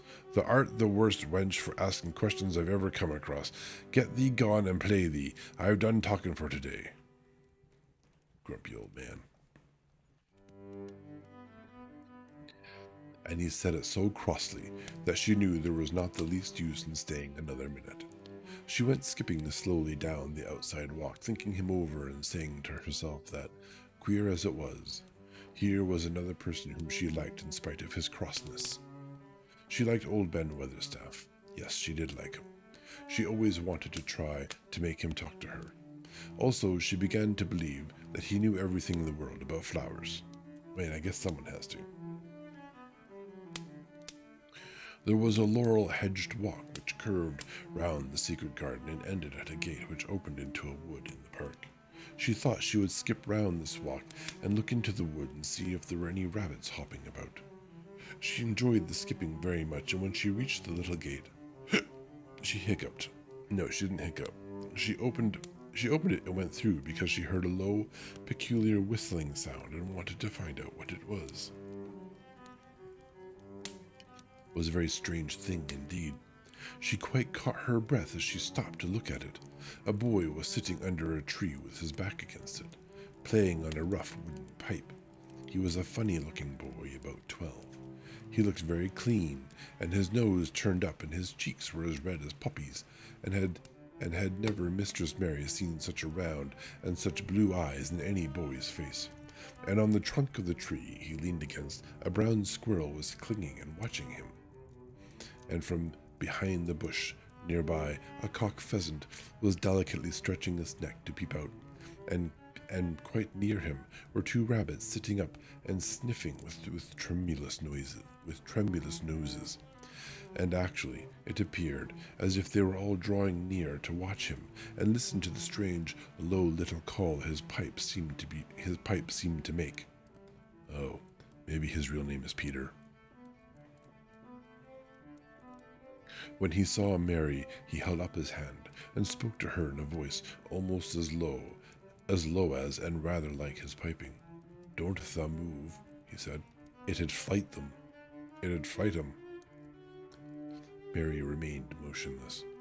He stopped playing his pipe and began to rise from the ground. He moved so slowly that it scarcely seemed as though he were moving at all. But at last he stood on his feet, and then the squirrel scampered back up into the branches of his tree. The pheasant withdrew his head, and the rabbits dropped on all fours and began to hop away, though not at all as if they were frightened. He's Sleeping Beauty, right? Did all the animals like Sleeping Beauty or something? I'm Dickon, the boy said. I know thou'rt Miss Mary. Yeah, there's not that many girls around here. Then Mary realized that somehow she had known at first that he was Dickon. Who else could have been charming rabbits and pheasants as the natives charmed snakes in India? He had a wide, red, curving mouth, and his smile spread all over his face. Yeah, Snow White, that's well, she slept eventually, right? She was sleeping. We read that story. You know, she was poisoned. Yes. And then a creepy prince came along and decided that this corpse in a coffin is something he absolutely had to have. Fairy tales are creepy.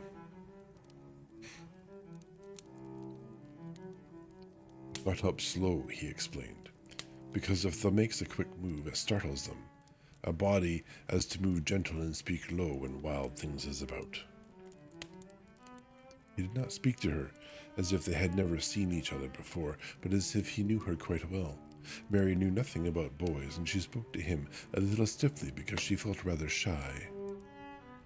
"Did you get Martha's letter?" she asked. He nodded his curly, rust-colored head. "That's why I come." He stooped to pick up something which had been lying on the ground beside him when he piped. "I've got the garden tools. There's a little spade and a rake and a fork and hoe. They're good uns. There's a trowel too, and the woman in the shop threw in a packet of white poppy and one old blue larkspur when I bought the other seeds." "Will you show the seeds to me?" Mary said. She wished she could talk as he did. His speech was so quick and easy. It sounded as if he liked her and was not the least afraid she would not like him, though he was only a common moor boy, in patched clothes and with a funny face and a rough, rusty red head. As she came closer to him and noticed that there was a clean, fresh scent of heather and grass and leaves about him, almost as if he were made of them, she liked it very much, and when she looked into his funny face with the red cheeks and round blue eyes, she forgot that she had felt shy. "Let us sit down on this log and look at them," she said. They sat down, and he took a clumsy little brown paper package out of his coat pocket. He untied the string, and inside there were ever so many neater and smaller packages with the picture of a flower on each. "There's a lot of, oh dear, mignonette and poppies." Mignonette? Yep. Mignonette. Mignonetti. We're going to go with that. And poppies, he said. That mig word, mignonetti's the sweetest smelling thing as grows, and it'll grow wherever you cast it, same as poppies will. Them as'll come up as bloom if you just whistle to 'em. Them's the nicest of all. He stopped and turned his head quickly, his poppy-cheeked face lighting up. Where's that robin as is calling us?" he said. The chirp came from a thick holly bush, bright with scarlet berries, and Mary thought she knew whose it was. "Is it really calling us?" she asked. "Aye," said Dickon, as if it was the most natural thing in the world. "He's calling someone he's friends with. That's same as saying, 'Here I am, look at me, I wants a bit of a chat.' There he is in the bush. Whose is he?" "He's Ben Weatherstaff's, but I think he knows me a little," answered Mary. "Aye, he knows thee," said Dickon in his low voice again, "and he likes thee. He's took thee on. He'll tell me all about thee in a minute." Yep, he speaks Robin. He moved quite close to the bush with a slow movement Mary had noticed before, and then he made a sound almost like the robin's own twitter. The robin listened a few seconds intently, and then answered quite as if he were replying to a question. "Aye, he's a friend of yours," chuckled Dickon. "Do you think he is?" cried Mary eagerly. She did so want to know. "Do you think he really likes me?" "He wouldn't come near thee if he didn't," answered Dickon. "Birds is rarer choosers, and a robin can flout a body worse than a man. See, he's making up to thee now. Cannot thou see a chap, he's saying?" And it really seemed as if it must be true. So he sighed and twittered and tilted as he hopped on his bush. "Do you understand everything birds say?" said Mary. Dickon's grin spread until he seemed all wide, red, curving mouth, and he rubbed his rough head. "I think I do, and they think I do," he said. "I've lived on the moor with 'em so long. I have watched 'em break shell and come out and fledge and learn to fly and begin to sing, till I think I am one of 'em. Sometimes I think p'raps I'm a bird, or a fox, or a rabbit, or a squirrel, or even a beetle, and I don't know it." He laughed and came back to the log and began to talk about the flower seeds again. He told her what they looked like when they were flowers, and he told her how to plant them and watch them and feed and water them. He's like a ranger, right? A druid or a ranger. That's kind of what my brain's thinking. "See here," he said suddenly, turning round to look at her. "I'll plant them for thee myself. Where is the garden?" Mary's thin hands clutched at each other as they lay on her lap. She did not know what to say, so For a whole minute she said nothing. She had never thought of this. She felt miserable, and she felt as if she went red and then pale. That's got a bit of garden, hasn't the? Dickens said. It was true that she had turned red and then pale. Dickens saw her do it, and as she still said nothing, he began to be puzzled. Wouldn't they give thee a bit? He asked. Hasn't thee got any yet? She held her hands even tighter and turned her eyes toward him. I don't know anything about boys, she said slowly. Could you keep a secret if I told you one? It's a great secret. I don't know what I should do if anyone found it out. I believe I should die. She said the last sentence quite fiercely. Dickon looked more puzzled than ever, and even rubbed his hand over his rough head again, but he answered quite good-humoredly. I'm keeping secrets all the time, he said. If I couldn't keep secrets from the other lads, secrets about foxes, cubs, and birds' nests, and wild things, holes, there'd be naught safe on the moor. Aye, I can keep secrets. Mistress Mary did not mean to put out of her hand and clutch his sleeve, but she did it. I've stolen a garden, she said very fast. It isn't mine, it isn't anybody's. Nobody wants it, nobody cares for it, nobody ever goes into it. Perhaps everything is dead in it already, I don't know. She began to feel hot, and as contrary as she had ever felt in her life. I don't care. Nobody has any right to take it from me when I care about it, and they don't. They're letting it die, all shut in by itself. She ended passionately, and she threw her arms over her face and burst out crying. Poor little Mistress Mary. Dickens's curious blue eyes grew rounder and rounder. Eh? He said, drawing his exclamation out slowly, and the way he did it meant both wonder and sympathy. I have nothing to do, said Mary. Nothing belongs to me. I found it myself, and I got into it myself. I was only just like the robin, and they wouldn't take it from the robin. Identifying with the garden? Well, yeah, I think as she's describing here, this is something that's hers now, right? No one else wants it, so she can have it. And it's more hers than even the money that she was given, right? I don't think she has ever had a thing like this that belongs to her that she's worked on. So that's got to be a huge difference in her life. Where is it? Asked Dickon in a dropped voice. Mistress Mary got up from the log at once. She knew she felt contrary again and obstinate, and she did not care at all. She was imperious and Indian, and at the same time hot and sorrowful. Come with me and I'll show you, she said. She led him round the laurel path and to the walk where the ivy grew so thickly. Dickon followed her with a queer, almost pitying look on his face. He felt as if he were being led to look at some strange bird's nest and must move softly. When she stepped to the wall and lifted the hanging ivy, he started. There was a door, and Mary pushed it slowly open as they passed in together. And then Mary stood and waved her hand around defiantly.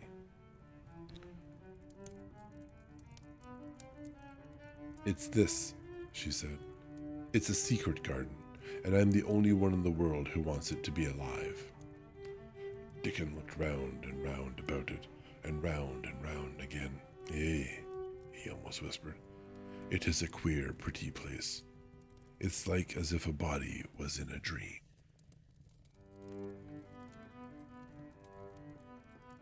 We'll finish there for tonight. Concluding chapter 10.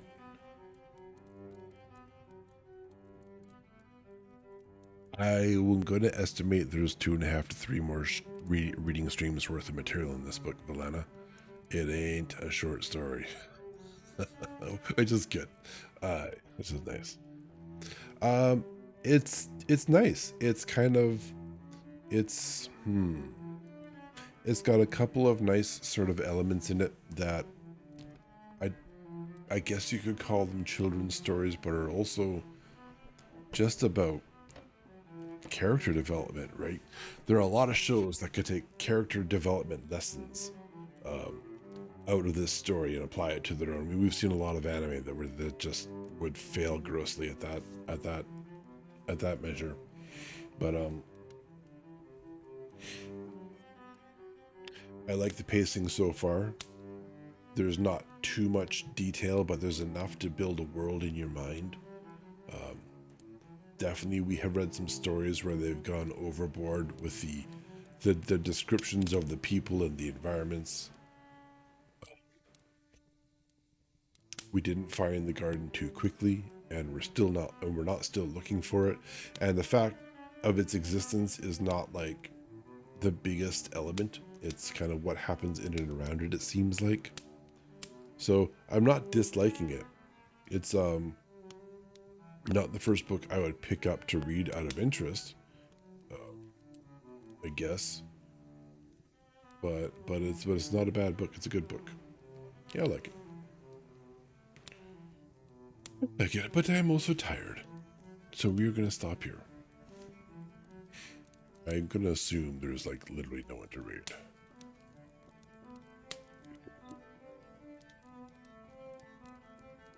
I follow, I wonder? I doubt there's anyone in our channel watching to raid with either. Yeah.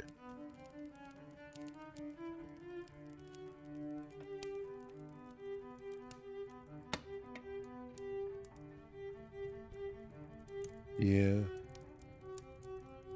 Yeah, I think perhaps we'll just end, I suppose.